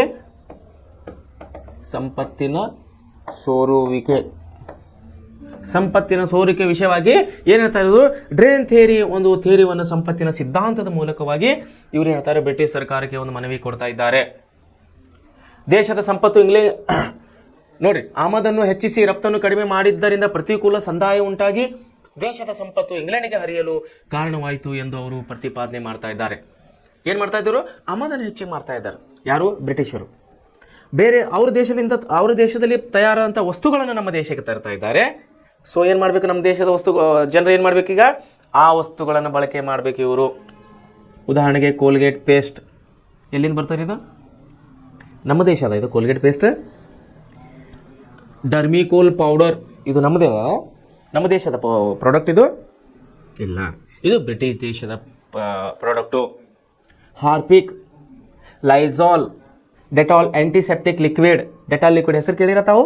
ಡೆಟಾಲ್ ಲಿಕ್ವಿಡ್ ಇದು ನಮ್ಮ ದೇಶದ ವಸ್ತು ಅಲ್ಲ ಇದು. ಸೊ ಆಮದನ್ನು ಮಾಡ್ಕೊಳ್ತಾ ಇದ್ದಾರೆ, ಇಂಪೋರ್ಟ್ ಮಾಡ್ತಾ ಇದ್ದಾರೆ. ಇಂಪೋರ್ಟ್ ಆ್ಯಂಡ್ ಎಕ್ಸ್ಪೋರ್ಟ್ ಅಂತ ಹೇಳಿ ಕರಿತೀವಿ ನಾವು ಇಂಗ್ಲೀಷ್ದಲ್ಲಿ. ಆಮದು ಮತ್ತು ರಫ್ತು ಅಂತ ಹೇಳಿ ಕರಿತೇವೆ ನಾವು. ಸೊ ಇಲ್ಲಿ ಏನಾಗ್ತಾ ಇದೆ, ಆಮದು ಮತ್ತು ರಫ್ತಿನಲ್ಲಿ ಏನಾಗ್ತಾ ಇದೆ, ಆಮದು ಮಾಡಿಕೊಂಡಂಥ ವಸ್ತುನ ಯಾರು ಬಳಸಬೇಕೀಗ? ನಮ್ಮ ದೇಶದವರೇ ಬಳಸಬೇಕು, ನಮ್ಮ ನಾಗರಿಕರೇ ಬಳಸಬೇಕು. ಬಳಸ್ಬೇಕಂದ್ರೆ ಸುಮ್ಮನೆ ಕೊಡ್ತಾರೆ ಅವರು, ದುಡ್ಡು ಕೊಡಬೇಕಲ್ಲ. ಸೊ 30 ರೂಪಾಯಿಲಿ ವಸ್ತು ತಯಾರಾದಂಥ ವಸ್ತುವನ್ನು 60 ರೂಪಾಯಿ ಕೊಟ್ಟು ತಗೊಳ್ಳೋಂಥ ಪರಿಸ್ಥಿತಿ ನಮ್ಮ ದೇಶದ ನಾಗರಿಕರ ಮೇಲೆ ಇವರು ಹೇಳ್ತಾ ಇದ್ದಾರೆ. ಸೊ ಏನಾಯ್ತಲ್ಲಿ, ಬ್ರಿಟಿಷ್ ದೇಶರು ಏನು ಮಾಡ್ತಾ ಇದ್ದಾರೆ, ಆಮದನ್ನು ಜಾಸ್ತಿ ಮಾಡ್ಕೊಳ್ತಾ ಇದ್ದಾರೆ. ಅವರ ವಸ್ತುಗಳನ್ನು ಜಾಸ್ತಿ ನಮ್ಮ ದೇಶಕ್ಕೆ ಆಮದನ್ನು ಮಾಡ್ತಾ ಇದ್ದಾರೆ, ರಫ್ತು ಅನ್ನೋದು ಕಡಿಮೆ ಮಾಡ್ತಾ ಇದ್ದಾರೆ. ಅಂದರೆ ನಮ್ಮ ದೇಶದಿಂದ ಹೊರಗಡೆ ಕಳಿಸುವಂಥ ವಸ್ತುವನ್ನು ಕಡಿಮೆ ಮಾಡಿ ಆಮದಿನ ಪ್ರಮಾಣವನ್ನು ಹೆಚ್ಚು ಮಾಡೋದರಿಂದ ಏನಾಗ್ತಾ ಇದೆ, ನಮ್ಮ ದೇಶದ ಎಲ್ಲ ಸುಂಕಗಳು, ಎಲ್ಲ ಟ್ಯಾಕ್ಸ್, ಎಲ್ಲ ತೆರಿಗೆಗಳು ಅವರ ದೇಶಕ್ಕೆ ಹೋಗ್ತಾ ಇದೆ. ಅಂದರೆ ಲಾಭ ಆಗ್ತಿರೋದು ಬ್ರಿಟಿಷರಿಗೆ, ನಷ್ಟ ಆಗ್ತಿರೋದು ನಮ್ಮ ದೇಶಕ್ಕೆ, ಭಾರತ ದೇಶಕ್ಕೆ. ಸೊ ಇದ್ರ ಬಗ್ಗೆ ಅವರು ಸವಿವರಣೆಯಾಗಿ ಇದ್ರ ಬಗ್ಗೆ ಅವರು ಡೀಟೇಲ್ಸ್ ಅನ್ನು ಸರ್ಕಾರಕ್ಕೆ ಕೊಡ್ತಾ ಇದ್ದಾರೆ ಮನವಿ ಪತ್ರದಲ್ಲಿ. ಏನು ಕೊಡ್ತಾ ಇದ್ದಾರೆ ನೋಡ್ರಿ, ಆಮದನ್ನು ಹೆಚ್ಚಿಸಿ ರಫ್ತನ್ನು ಕಡಿಮೆ ಮಾಡಿದ ಪ್ರತಿಕೂಲ ಸಂದಾಯ ಉಂಟಾಗಿ ದೇಶದ ಸಂಪತ್ತು ಇಂಗ್ಲೆಂಡ್ಗೆ ಹರಿಯಲು ಕಾರಣವಾಯಿತು ಅಂತೇಳಿ ಅವರು ಪ್ರತಿಪಾದನೆ ಮಾಡ್ತಾ ಇದ್ದಾರೆ. ಯಾರಿ? ದಾದಾಭಾಯಿ ನವರೋಜಿ ಅವರು. ಮುಂದೆ ನೋಡಿ, ಬ್ರಿಟಿಷ್ ಅಧಿಕಾರಿಗಳಿಗೆ ನೀಡುತ್ತಿದ್ದ ವೇತನ, ನಿವೃತ್ತಿ ವೇತನ ಮತ್ತು ಆಡಳಿತಾತ್ಮಕ ವೆಚ್ಚವನ್ನು ಭಾರತವೇ ಭರಿಸಬೇಕಾದ ಹಿನ್ನೆಲೆಯಲ್ಲಿ ಅಪಾರವಾದ ಸಂಪತ್ತನ್ನು ಬ್ರಿಟನ್ನಿಗೆ ಹರಿದು ಹೋಗುತ್ತಿತ್ತು ಎಂಬುದನ್ನು ಅವರು ವಿವರವಾಗಿ ಜನರ ಮುಂದಿಟ್ಟಿದ್ದರು. ಮಂದಗಾಮಿಗಳ ಕಾಲವನ್ನು ಉದಾರ ಅಥವಾ ರಾಷ್ಟ್ರವಾದದ ಕಾಲವೆಂದು ಹೇಳಲಾಗುತ್ತದೆ. ನೋಡಿ, ಇವರೇನು ಮಾಡ್ತಾ ಇದ್ದಾರೆ, ಡೀಟೇಲ್ಸ್ ಎಲ್ಲವನ್ನು ಒಂದು ಮನವಿ ಪತ್ರ ಸರ್ಕಾರಕ್ಕೆ ಏನು ಕೊಡ್ತಾ ಇದ್ದಾರೆ, ಬ್ರಿಟಿಷ್ ಸರ್ಕಾರಕ್ಕೆ. ಅದನ್ನೇ ಮನವಿ ಪತ್ರದಲ್ಲಿ ವಿಶ್ಲೇಷಿಸಿದಂಥ ವಿಷಯಗಳನ್ನು ನಮ್ಮ ದೇಶದ ನಾಗರಿಕರುಗಳು ಇವರು ತಿಳಿಸಿ ಹೇಳ್ತಾ ಇದ್ದಾರೆ. ನಮ್ಮ ಸಾರ್ವಜನಿಕರುಗಳ ಲೆಕ್ಕ ಕೊಡ್ತಾ ಇದ್ದಾರೆ ಇವರು. ಏನಂತ ಹೇಳ್ತಾ ಇದ್ದಾರೆ ನೋಡಿ, ನಮ್ಮ ದೇಶಕ್ಕೆ ಲಾಸ್ ಆಗ್ತಾ ಇದೆ, ನಮ್ಮ ದೇಶಕ್ಕೆ ನಷ್ಟ ಆಗ್ತಾ ಇದೆ, ಬಿಕಾಸ್ ಇಂಪೋರ್ಟ್ ಜಾಸ್ತಿ ಆಗ್ತಾ ಇದೆ, ಆಮದು ಜಾಸ್ತಿ ಆಗ್ತಾ ಇದೆ. ಬೇರೆ ದೇಶದ, ಅವರ ದೇಶದ ವಸ್ತುಗಳು ನಮ್ಮ ದೇಶಕ್ಕೆ ಜಾಸ್ತಿ ಬರ್ತಾ ಇದ್ದಾವೆ, ನಮ್ಮ ದೇಶದ ವಸ್ತುಗಳು ಅವರಿಗೆ ಕಡಿಮೆ ಹೋಗ್ತಾ ಇದ್ದಾವೆ. ಸೊ ಆ ದೇಶಕ್ಕೆ ನಾವು ಟ್ಯಾಕ್ಸ್ ಅನ್ನು ಕಟ್ಟೋದ್ರಿಂದ, ಟ್ಯಾಕ್ಸ್ ಮೀನ್ಸ್ ಹೆಂಗೆ ಕಟ್ತೀವಿ ಅಂದರೆ, ಒಂದು ಡೆಟಾಲ್ ಆಂಟಿಸೆಪ್ಟಿಕ್ ಲಿಕ್ವಿಡ್, ಇಷ್ಟು ಚಿಕ್ಕ ಬಾಟಲ್ ಇರುತ್ತೆ, ತಾವು ಮೆಡಿಕಲ್ನಲ್ಲಿ ನೋಡ್ಬೋದು. ಡೆಟಾಲ್ ಲಿಕ್ವಿಡ್ ಕೊಡ್ರಂಗೆ ಕೊಡ್ತಾರೆ. ಬಹುಶಃ ನಾನು 2-3 ವರ್ಷ ಕೆಳಗೆ ನೋಡಿದೆ, 60 ರೂಪಾಯಿ ಇತ್ತು, 70 ರೂಪಾಯಿನಾಗಿತ್ತು ಅದು. ಈಗ 80 ಆಗಿದೆ, 90 ಆಗಿದೆ, ಗೊತ್ತಿಲ್ಲ. ಲಿಕ್ವಿಡ್ 60 ml, ಓನ್ಲಿ 60 ml ಬರ್ತದೆ. ಇಷ್ಟು ಚಿಕ್ಕ ಬಾಟಲ್ ಬರ್ತದೆ ಡೆಟಾಲ್ ಆಂಟಿಸೆಪ್ಟಿಕ್ ಲಿಕ್ವಿಡ್. ಸೊ ಅದು 60-70 ರೂಪಾಯಿ ರೇಟ್ ಇದ್ರೆ ಬಹುಶಃ ಅದು ಒಂದು 15-20 ರೂಪಾಯಿದಲ್ಲಿ ತಯಾರಾಗಿರ್ತದೆ ಇಲ್ಲಿ ಬ್ರಿಟಿಷ್ ದೇಶದಲ್ಲಿ. ಅದನ್ನು ತಂದು ಇಲ್ಲಿ ಮಾರುವುದರಿಂದ ಏನಾಗ್ತಂದ್ರೆ, ಎಕ್ಸ್ಪೋರ್ಟ್ ಇಂಪೋರ್ಟ್ನಲ್ಲಿ ಟ್ಯಾಕ್ಸಸ್, ಗೌರ್ಮೆಂಟ್ ಟ್ಯಾಕ್ಸಸ್ಗಳು, ತೆರಿಗೆಗಳು ಹೆಚ್ಚಾಗಿ ಅವೆಲ್ಲ ತೆರಿಗೆಗಳು ಯಾರು ಕಟ್ಟಬೇಕಾಗ್ತದೆ ಅಂದರೆ ಕೊನೆಯ ಉಪಯೋಗದಾರ, ಅಂದರೆ ಕೊನೆಯ ಗ್ರಾಹಕ ಅಂತೇಳಿ ನಾವು ಕರಿತೀವಿ. ಕೊನೆಯ ಗ್ರಾಹಕ ಅಂದರೆ ಇದು ಪೆನ್ ನೋಡಿ, ಇದು ಯಾರೂ ತಯಾರು ಮಾಡಿದ್ದಾರೆ, ಎಲ್ಲೋ ಡಿಸ್ಟ್ರಿಬ್ಯೂಷನ್ ಆಗಿದೆ, ಎಲ್ಲೋ ಮಾರ್ಕೆಟಿಂಗ್ ಆಗಿದೆ, ನನ್ನ ಕೈಯಲ್ಲಿ ಬಂದಿದೆ. ಸೊ ಈ ಪೆನ್ನಿಗೆ ದುಡ್ಡು ಪೇಡ್ ಮಾಡಿನೋ ಯಾರು? ನಾನು. ಉದಾಹರಣೆಗೆ ನಾನು ಅಂದರೆ ಎಲ್ಲ ಟ್ಯಾಕ್ಸ್ಗಳನ್ನು ನಾನು ಕೊಟ್ಟಿದ್ದೀನಿ ಈ ಪೆನ್ನಿಗೆ. ಬಹುಶಃ ಪೆನ್ ತಯಾರಾಗಿರಬೇಕು 100 ರೂಪಾಯಿನಲ್ಲಿ, ನನ್ನ ಕೈಯಲ್ಲಿ ಬಂದಿದ್ದು 500 ರೂಪಾಯಿಗೆ. ಸೊ ಉಳಿದಂಥ 400 ಲಾಭ ಏನು ಹೋಗ್ತಲ್ಲ, ಇದು ಅವರ ದೇಶಕ್ಕೆ ಹೋಗುತ್ತದೆ, ತಯಾರು ಮಾಡಿದಂಥ ದೇಶಕ್ಕೆ ಹೋಗುತ್ತದೆ. ಉದಾಹರಣೆಗೆ ಸ್ಯಾಮ್ಸಂಗ್ ಮೊಬೈಲ್ ನೋಡಿ, ದಕ್ಷಿಣ ಕೊರಿಯಾದು, ನಮ್ಮ ದೇಶದ ವಸ್ತು ಇಲ್ಲ ಸ್ಯಾಮ್ಸಂಗ್ ಮೊಬೈಲ್. ಆದರೆ ಸ್ಯಾಮ್ಸಂಗ್ ಮೊಬೈಲ್ ತೊಗೊಳಿಕ್ಕೆ ಇವತ್ತು ಎಷ್ಟೆಷ್ಟು ಜನ ಲೈನಲ್ಲಿ ನಿಂದಿರ್ತಾರೆ. ಸ್ಯಾಮ್ಸಂಗೇ ಕೊಡಿ, ಆ ಬ್ರ್ಯಾಂಡೇ ಕೊಡಿ, ಈ ಮಾಡಲ್ಲೇ ಕೊಡಿ. ಯಾಕೆ? ಅವರು ಟಿ ವಿ ಆ್ಯಡ್ ಕೊಟ್ಟು ಜನರಿಗೆ ಮೋಸ ಮಾಡ್ತಾ ಇದ್ದಾರೆ, ಜನರಿಗೆ ಮರಳು ಮಾಡ್ತಾ ಇದ್ದಾರೆ. ಈ ಬ್ರ್ಯಾಂಡ್ನಲ್ಲಿ ಈ ವಿಶೇಷತೆ ಇದೆ, ಈ ಬ್ರ್ಯಾಂಡ್ನಲ್ಲಿ ಈ ವಿಶೇಷತೆ ಇದೆ ಅನ್ನುವಂಥ ಅಂಶವನ್ನು ಮನದಟ್ಟಾಗಿ ಇವರು ನಮ್ಮ ದೇಶದ ಜನರಲ್ಲಿ ತಲೆಯಲ್ಲಿ ಹಾಕ್ತಾ ಇದ್ದಾರೆ. ಕೋಲ್ಗೇಟ್ ಪೇಸ್ಟ್ ನೋಡಿರಿ, ಭಾಳ ಜನ ಅಂತಾರೆ, ನಾನು 20-30 ಜನ ಹಲ್ಲು ತಿಕ್ತಾ ಇದ್ದೀನಿ, ನಮ್ಮ ಹಲ್ಲು ಇನ್ನೂ ಬೆಳಪಾಗಿಲ್ಲ, ನಮ್ಮ ಹಲ್ಲು ಇನ್ನೂ ಬೆಳ್ಳಗಾಗಿಲ್ಲ. ಸೊ ವಿದ್ಯಾರ್ಥಿಗಳೇ, ಹೇಳೋ ತಾತ್ಪರ್ಯ ಏನಂದರೆ, ಅವರು ಜಾಹೀರಾತುಗಳ ಮೂಲಕವಾಗಿ, ಅಡ್ವರ್ಟೈಸ್ಗಳ ಮೂಲಕವಾಗಿ ಜನರನ್ನು ದಾರಿ ತಪ್ಪಿಸ್ತಾರೆ, ಜನರನ್ನು ಇವರು ಮೂರ್ಛೆ ಹೋಗುವಂತ ಮಾಡ್ತಾರೆ. ಜನರೊಂದು ಮಾಯದ ಜಾಲದಲ್ಲಿ ಇವರು ಆ ರೀತಿ ಜಾಹೀರಾತನ್ನು ಕೊಡ್ತಾ ಇದ್ದಾರೆ. ಸೊ ಈ ಜಾಹೀರಾತಿನ ಜನ ಏನಾಯ್ತು, ಆಕರ್ಷಣೆಯಾಗಿ, ಜಾಹೀರಾತುಗಳ ಮೂಲಕ ಜನರು ಆಕರ್ಷಣೆಯಾಗಿ ಆ ವಸ್ತುಗಳನ್ನು ಹೆಚ್ಚೆಚ್ಚಾಗಿ ಉಪಯೋಗಿಸಲಿಕ್ಕೆ ಪ್ರಾರಂಭ ಮಾಡ್ತಾರೆ. ಯಾವಾಗ ಜನರು ಆ ವಸ್ತುವನ್ನು ಹೆಚ್ಚೆಚ್ಚಾಗಿ ಉಪಯೋಗಿಸಲಿಕ್ಕೆ ಪ್ರಾರಂಭ ಮಾಡ್ತಾರೋ ಆವಾಗ ಆ ವಸ್ತುವಿನ ಬೇಡಿಕೆ ಹೆಚ್ಚಿಗಾಗುತ್ತದೆ. ಆ ವಸ್ತುವಿನ ಬೇಡಿಕೆ ಹೆಚ್ಚಿಗಾದಾಗ, ಮಾರಾಟ ಹೆಚ್ಚಿಗಾದಾಗ ಆ ಕಂಪನಿಯು ಲಾಭದಲ್ಲಿರ್ತದೆ, ಆ ದೇಶ ಕೂಡ ಲಾಭದಲ್ಲಿರ್ತದೆ. ಆದರೆ ಸೇಮ್ ಅದೇ ಇಲ್ಲಿ ಅಪ್ಲೈ ಆಗ್ತಾ ಇದೆ. ಏನಾಗ್ತದೆ, ಬ್ರಿಟಿಷರ ವಸ್ತುಗಳು, ಎಲ್ಲ ವಸ್ತುಗಳು ಆಮದಾಗ್ತಾ ಇದೆ ನಮ್ಮ ದೇಶಕ್ಕೆ. ಅದನ್ನೆಲ್ಲ ನಮ್ಮ ದೇಶದ ನಾಗರಿಕರು ಬಳಸಬೇಕು, ಯಾಕಂದ್ರೆ ಅವರು ಆ ರೀತಿ ತಯಾರು ಮಾಡಿರ್ತಾರೆ ಆ ರೀತಿ. ಆದರೆ ಎಲ್ಲ ಲಾಭಗಳು ಹೋಗೋದು ಬ್ರಿಟಿಷ್ ದೇಶಕ್ಕೆ. ಸೊ ಈ ವಿಷಯನ ಏನು ಮಾಡ್ತಾ ಇದ್ದಾರೆ ಇಲ್ಲಿ ದಾದಾಭಾಯಿ ನವರೋಜಿ ಅವರು ಏನು ಮಾಡ್ತಾ ಇದ್ದಾರೆ, ನಮ್ಮ ಜನಸಾಮಾನ್ಯರಿಗೆ ತಿಳಿಯನ್ನು ಹೇಳ್ತಾ ಇದ್ದಾರೆ. ನಮ್ಮ ಜನಸಾಮಾನ್ಯರಿಗೆ ತಿಳಿವು ಹೇಳ್ತಾ ಇದ್ದಾರೆ, ನೋಡಿ ನಮ್ಮ ಸಂಪತ್ತು ಈ ರೀತಿಯ ಅವರ ದೇಶಕ್ಕೆ ಹೋಗ್ತಾ ಇದೆ, ಬ್ರಿಟಿಷ್ ದೇಶದ ಕೈ ಸೇರ್ತಾ ಇದೆ ಅನ್ನೋಂಥ ವಿಷಯನ ಮನದಟ್ಟಾಗುವಂತೆ ನಮ್ಮ ದೇಶದ ನಾಗರಿಕರು ಇವರು ಒಂದು ಮಾಹಿತಿ, ಒಂದು ಜಾಗೃತಿಯನ್ನು ಮಾಡ್ತಾ ಇದ್ದಾರೆ. ಸೇಮ್ ಇದೇ ವಿಷಯನ ಮೆಮೊರಂಡಮ್ ಅಂದರೆ ಮನವಿ ಪತ್ರವನ್ನು ಇವರು ಬ್ರಿಟಿಷ್ ದೇಶದ ಅಂದರೆ ಬ್ರಿಟಿಷ್ ಅಧಿಕಾರಿಗಳಿಗೆ ಅಥವಾ ಬ್ರಿಟಿಷ್ ಸರ್ಕಾರಕ್ಕೆ ಒಂದು ಮನವಿ ಕೂಡ ಕೊಡ್ತಾ ಇದ್ದಾರೆ. ಸೊ ಹೇಳುವ ಉದ್ದೇಶ ಅಂದರೆ ಇವರಿಗೆ ಬ್ರಿಟಿಷ್ನಿಂದ ಸ್ವಾತಂತ್ರ್ಯ ಕೂಡ ಬೇಕಾಗಿದೆ, ಬ್ರಿಟಿಷ್ ನಮ್ಮ ದೇಶ ಬಿಟ್ಟು ಹೋಗಬೇಕು ಅನ್ನೋ ಒಂದು ಆಲೋಚನೆ ಕೂಡ ಇದೆ. ಅದೇ ರೀತಿ ಆದರೆ ಇವರು ಜಗಳ ಮಾಡ್ತಾ ಇಲ್ಲ, ಎದುರು ನಿಂತು ಕೊಡ್ಲಿ ಬಡಿಗೆ ತೊಗೊಂಡು ನಿಂದಿರ್ತಾ ಇಲ್ಲ, ಹೋಗ್ರಪ್ಪ ನಮ್ಮ ದೇಶ ಬಿಟ್ಟು ಹೋಗ್ರಿ ಅಂತ ಬೀಳ್ತಾ ಇಲ್ಲ. ಇವ್ರು ಹೇಳ್ತಾ ಇದ್ದಾರೆ, ನೀವು ಇಲ್ಲಿ ತಪ್ಪು ಮಾಡ್ತಾ ಇದ್ದಾರೆ, ನಮ್ಮ ದೇಶವನ್ನು ಬಿಟ್ಟು ಹೋಗ್ರಿ ಅಂತ ಪರೋಕ್ಷವಾಗಿ ಹೇಳ್ತಾ ಇದ್ದಾರೆ. ಮತ್ತು ಅದೇ ವಿಷಯವನ್ನು ನಮ್ಮ ದೇಶರಿಗೆ ನಾಗರಿಕರಿಗೆ ಜಾಗೃತಿಯನ್ನು ಕೊಡ್ತಾ ಇದ್ದಾರೆ. ನೋಡಪ್ಪ, ಈ ರೀತಿ ನಮ್ಮ ದೇಶವನ್ನು ಲೂಟಿ ಮಾಡ್ತಾ ಇದ್ದಾರೆ, ನಮ್ಮ ಎಲ್ಲ ವಸ್ತು ಎಲ್ಲ ಸಂಪತ್ತನ್ನು ದೋಚ್ಕೊಂಡು ಹೋಗ್ತಾ ಇದ್ದಾರೆ, ನೀವು ಹುಷಾರಾಗ್ರಿ ಅಂತೇಳಿ ನಮ್ಮ ದೇಶಗಳಿಗೆ ಒಂದು ಕಡೆ ಜಾಗೃತಿ ಮೂಡಿಸ್ತಾ ಇದ್ದಾರೆ, ಒಂದು ಕಡೆ ಸರ್ಕಾರಕ್ಕೆ ಮನವಿ ಪತ್ರವನ್ನು ಕೊಡ್ತಾ ಇದ್ದಾರೆ. ಸೊ ಈ ರೀತಿಯಾಗಿ ಈ ಮಂದಗಾಮಿಗಳು ನಮ್ಮ ದೇಶಕ್ಕೆ ಸ್ವಾತಂತ್ರ್ಯ ಬೇಕು ಅನ್ನುವ ವಿಷಯವನ್ನು ಬ್ರಿಟಿಷ್ ಸರ್ಕಾರದಕ್ಕೆ ಗಮನಕ್ಕೆ ತರುವಂಥ ಪ್ರಯತ್ನವನ್ನು ಮಾಡ್ತಾ ಇದ್ದಾರೆ. ಆರಂಭದ 20 ವರ್ಷಗಳು ಅಂದರೆ ಭಾರತೀಯ ರಾಷ್ಟ್ರೀಯ ಕಾಂಗ್ರೆಸ್ನ ಪ್ರಾರಂಭ ಆದಂತಹ ಆರಂಭದ 20 ವರ್ಷಗಳು 1885ರಿಂದ 20 ವರ್ಷಗಳಂದರೆ 1905ರವರೆಗೆ ಆರಂಭದ 20 ವರ್ಷಗಳು ಅದೇ ಪ್ರಯತ್ನವನ್ನು ಮಾಡ್ತಾ ಇದ್ದಾರೆ ನಮ್ಮ ನಾಯಕರು. ಅದರಲ್ಲಿ ಪ್ರಮುಖರಾದವರು ಎಂ ಜಿ ರಾನಡೆ ಅವರು, ಸುರೇಂದ್ರನಾಥ್ ಬ್ಯಾನರ್ಜಿ ಅವರು, ದಾದಾಭಾಯಿ ನವರೋಜಿ ಅವರು ಮತ್ತು ಗೋಪಾಲ್ ಕೃಷ್ಣ ಗೋಖಲೆ ಅವರು. ನೋಡಿ, ಅದನ್ನೇ ಹೇಳ್ತಾ ಇದ್ದಾರೆ, ಅಪಾರವಾದ ಸಂಪತ್ತನ್ನು ಬ್ರಿಟನ್ನಿಗೆ ಹರಿದು ಹೋಗುತ್ತಿದ್ದು ಎಂಬುದನ್ನು ಅವರು ವಿವರವಾಗಿ ಜನರ ಮುಂದಿಡ್ತಾ ಇದ್ದಾರೆ. ಮಂದಗಾಮಿಗಳ ಕಾಲವನ್ನು ಉದಾರ ರಾಷ್ಟ್ರವಾದ ಕಾಲ ಅಂತೇಳಿ ನಾವಿಲ್ಲಿ ಹೇಳ್ತಾ ಇದ್ದೇವೆ. ಮುಂದೆ ಏನಾಗ್ತದೆ, ಎರಡನೇ ಹಂತ. ಸೊ ಮೊದಲನೇ ಹಂತದಲ್ಲಿ ಏನು ಪ್ರಯತ್ನ ಆಗ್ತದೆ, ಬ್ರಿಟಿಷರ ಆಡಳಿತದ ಒಂದು ವೈಫಲ್ಯತೆಯನ್ನು ಅವರಿಗೆ ತೋರಿಸುವಂತ ಒಂದು ಪ್ರಯತ್ನ ಆಗ್ತಾ ಇದೆ. ನಮ್ಮ ದೇಶದ ಸಂಪತ್ತನ್ನು ಯಾವ ರೀತಿ ಅವರ ದೇಶಕ್ಕೆ ಹರಿದು ಹೋಗ್ತಾ ಇದೆ ಅಂಶವನ್ನು ನಮ್ಮ ಜನಸಾಮಾನ್ಯರಿಗೆ ಜಾಗೃತಿ ಕೊಡಿಸುವಂಥ ಕೆಲಸವನ್ನು ಮೊದಲನೇ ಹಂತದಲ್ಲಿ ಆಗ್ತಾ ಇದೆ. ಮಂದಗಾಮಿಗಳ ಯುಗ ಅಂತೇಳಿ ನಾವು ಇದನ್ನು ಕರೆಯೋರಾಗಿದ್ದೇವೆ. ಸೊ ಎರಡನೇ ಹಂತ ಅಂತೇಳಿ ನಾವು ಕರೆಯೋರಾಗಿದ್ದೇವೆ. ನೋಡಿ, ಏನ ಕರಿತಾ ಇದ್ದೇವೆ ನಾವು, ಎರಡನೇ ಹಂತ. ಈ ಎರಡನೇ ಹಂತದಲ್ಲಿ ಏನು ಕಾಣೋರಾಗಿದ್ದೇವೆ ಅಂದರೆ ನಾವು ತೀವ್ರವಾದಿಗಳು ಅಂಥೇಳಿ ನಾವು ಇದರಲ್ಲಿ ಈ ಅಂಶಗಳನ್ನು ಇಲ್ಲಿ ಬರ್ತಾ ಇದೆ. ತೀವ್ರವಾದಿಗಳು ಅಂದರೆ ಇಲ್ಲಿ ಯುವಕರು. ತೀವ್ರ ಅಂದ್ರೆ ಏನ್ರಿ, ಸ್ಪೀಡ್ ಅಂದಂಗೆ, ಸ್ಪೀಡಾಗಿ ನಮಗೆ ಸ್ಲೋ ಬೇಡಪ್ಪ. ಮಂದಗಾಮಿಗಳು ಅಂದರೆ ಸ್ಲೋ ಅಂದಂಗೆ. ಎಕ್ಸಾಂಪಲ್ಗೆ ಯಾವುದೋ ಒಂದು ತಲೆನೋವಿಗೆ ಒಂದು ಗುಳಿಗೆ ತೊಗೊಂಡ್ರೆ ಯಾವುದು ಫಾಸ್ಟ್ ಆಗಿ ಕಡಿಮೆ ಆಗ್ತದೆ ಅದನ್ನು ನಾವು ತೀವ್ರ ಅಂತ ಹೇಳಿ ಕರಿತೀವಿ. ತೀವ್ರ ಶೀತ ಜ್ವರಗಳು ಅಂತೇಳಿ ಕರಿತೀವಿ. ಅದನ್ನು ಮಂದಗಾಮಿಗೆ ಅಂದರೆ ಸ್ಲೋ ಆಗೇನು ಜ್ವರಗಳು ಕಡಿಮೆ ಆಗ್ತಾವಲ್ಲ ಅದನ್ನು ಮಂದಗಾಮಿಗೆ ಅಂತೇಳಿ ನಾವು ಕರಿತೀವಿ. ಸೊ ಇಲ್ಲಿ ಎರಡನೇ ಹಂತ ನೋಡ್ರಿ, ಎರಡನೇ ಹಂತಕ್ಕೆ ನಾವು ಈಗ ಬರ್ತಾ ಇದ್ದೀವಿ. ಒಂದನೇ ಹಂತ ಮುಗಿಸಿ ಎರಡನೇ ಹಂತ ಏನ್ ಬರ್ತಾ ಇದೆ ಎರಡನೇ ಹಂತದಾಗ ಅಂದ್ರೆ ತೀವ್ರಗಾಮಿಗಳು, ತೀವ್ರವಾದಿಗಳು. ಇದನ್ನು ನಾವು 1905ರಿಂದ 1920ರವರೆಗೆ ಅಂದರೆ 15 ವರ್ಷದ ಈ ಅವಧಿಯನ್ನು ನಾವೇನಂತ ಕರೆಯವರಾಗಿದ್ದೇವೆ ಅಂದರೆ ಎರಡನೇ ಸ್ವಾತಂತ್ರ್ಯ ಸಂಗ್ರಾಮದ ಎರಡನೇ ಹಂತ ಅಂತೇಳಿ ನಾವು ಕರೆಯವರಾಗಿದ್ದೇವೆ. ಮೊದಲನೇ ಹಂತದಲ್ಲಿ ಏನಾಗಿದೆ ರೀ, ಮಂದಗಾಮಿಗಳು ಇಲ್ಲಿ ಜಗಳನೂ ಆಡ್ತಾ ಇಲ್ಲ, ನಮಗೆ ಸ್ವಾತಂತ್ರ್ಯ ಬೇಕು ಅಂತ ಹೇಳ್ತಾ ಇದ್ದಾರೆ. ಮೊದಲನೇ ಹಂತ 20 ವರ್ಷ. ಭಾರತೀಯ ರಾಷ್ಟ್ರೀಯ ಕಾಂಗ್ರೆಸ್ ಅನ್ನು ಪ್ರಾರಂಭವಾದ 20 ವರ್ಷಗಳವರೆಗೆ ಇದೇ ಕೆಲಸ ಆಗಿದೆ, 4 ಜನರ ಮುಂದಾಳತ್ವದಲ್ಲಿ. ಈಗ ನಾವು ಎರಡನೇ ಹಂತಕ್ಕೆ ಬರ್ತಾ ಇದ್ದೀವಿ ಅಂದರೆ ಆಫ್ಟರ್ 1905 ಅಂದರೆ 1905ರಿಂದ 1920ರವರೆಗೆ ಅಂದರೆ 15 ವರ್ಷ ನಾವು ತೀವ್ರವಾದಿಗಳ ಬಗ್ಗೆ ನಾವಿಲ್ಲಿ ಅಭ್ಯಾಸ ಮಾಡುವವರಾಗಿದ್ದೇವೆ. ಸೊ ವಿದ್ಯಾರ್ಥಿಗಳೇ, ಸ್ವಾತಂತ್ರ್ಯ ಸಂಗ್ರಾಮವು ಅನೇಕ ಅಂಶಗಳಿಂದ ಕೂಡಿ ಬಂದಿದೆ. ಮೊದಲನೇದಾಗಿ ನಾವು ಮಂದಗಾಮಿಗಳ ಬಗ್ಗೆ ಓದಿದ್ದೀವಿ. ಈಗ ಎರಡನೇದಾಗಿ ನಾವು ತೀವ್ರವಾದಿಗಳ ಬಗ್ಗೆ ಓದುವರಾಗಿದ್ದೇವೆ. ಮಂದಗಾಮಿಗಳು ಮೃದು ಧೋರಣೆಯಿಂದ ಕಾಂಗ್ರೆಸ್ಸಿಗರಲ್ಲೇ ಅಸಂತುಷ್ಟರಾಗಿದ್ದ ಇನ್ನೊಂದು ಗುಂಪು. ನೋಡ್ರಿ, ಮಂದಗಾಮಿಗಳ ಮೃದು ಧೋರಣೆ. ನೋಡ್ರಿ, ಮಂದಗಾಮಿ ಅಂದ್ರೆ ಯಾರು ಇವರು? ಮೃದು ಧೋರಣೆಗಳು. ಇವರು ಮಂದಗಾಮಿಗಳು ಅಂದ್ರೆ ಮೃದು ಧೋರಣೆಯವರು. ಮೃದು ಧೋರಣೆಯನ್ನು ಹೊಂದವರು ಯಾರೇ? ಮಂದಗಾಮಿಗಳು.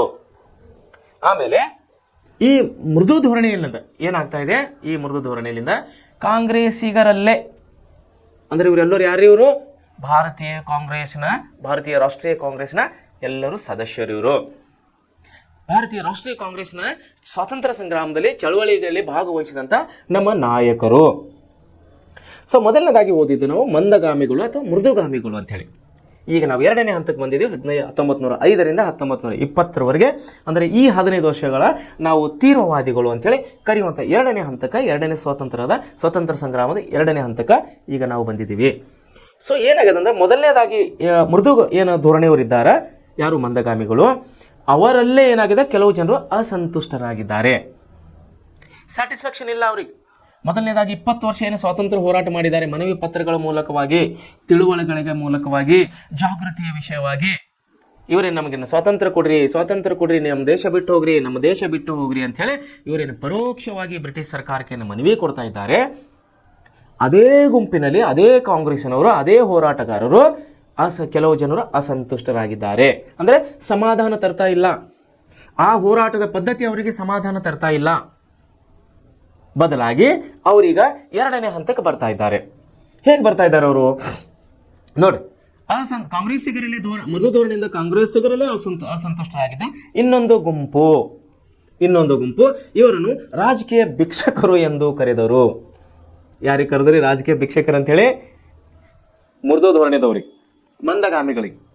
ಯಾರು ಕರ್ತಾ ಇದ್ದಾರೆ? ಇನ್ನೊಂದು ಗುಂಪದವರು, ಕಾಂಗ್ರೆಸ್ಸಿನಲ್ಲಿ ಅಸಂತುಷ್ಟರಾದಂಥ ಇನ್ನೊಂದು ಗುಂಪದವರು ಏನ್ ಕರಿತಿದ್ದಾರೆ? ಮೊದಲನೇ ಗುಂಪಿದವರಿಗೆ ಇವರು ರಾಜಕೀಯ ಭಿಕ್ಷುಕರು ಅಂತೇಳಿ ಇವರನ್ನು ಕರಿತಾ ಇದ್ದಾರೆ. ಯಾಕಂದ್ರೆ ಅವರು ಒಂದು ರೋಲ್, ಅವರ ಒಂದು ದಾರಿ ಆ ಟೈಪ್ ಇತ್ತದು. ಅವರು ಜಗಳ ಮಾಡಕ್ಕೆ ಇಷ್ಟಪಡ್ತಾ ಇದ್ದಿಲ್ಲ. ಕೊಲೆ, ಸುಲಿಗೆ, ರಕ್ತಪಾತ, ಜೀವ ತೆಗೆದವ್ರಿಗೆ ಬೇಕಾಗಿದ್ದಿಲ್ಲ, ಆದರೂ ಸ್ವಾತಂತ್ರ್ಯ ಬೇಕಾಗಿತ್ತು ಅವ್ರಿಗೆ.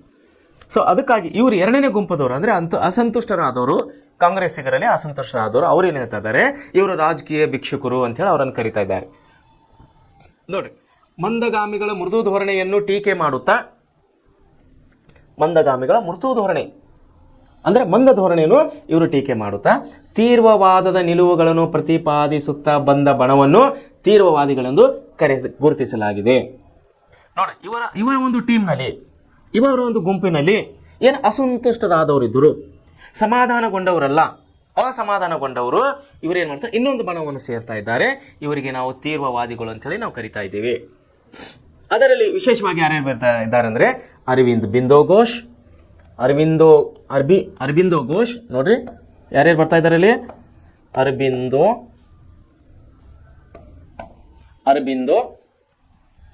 ಘೋಷ್, ಬಿಪಿನ್ ಚಂದ್ರಪಾಲ್. ನೋಡ್ರಿ, ಬಿಪಿನ್ ಚಂದ್ರಪಾಲ್ ಮತ್ತೆ ಲಾಲ್ ಲಜಪತ್ ರಾಯ್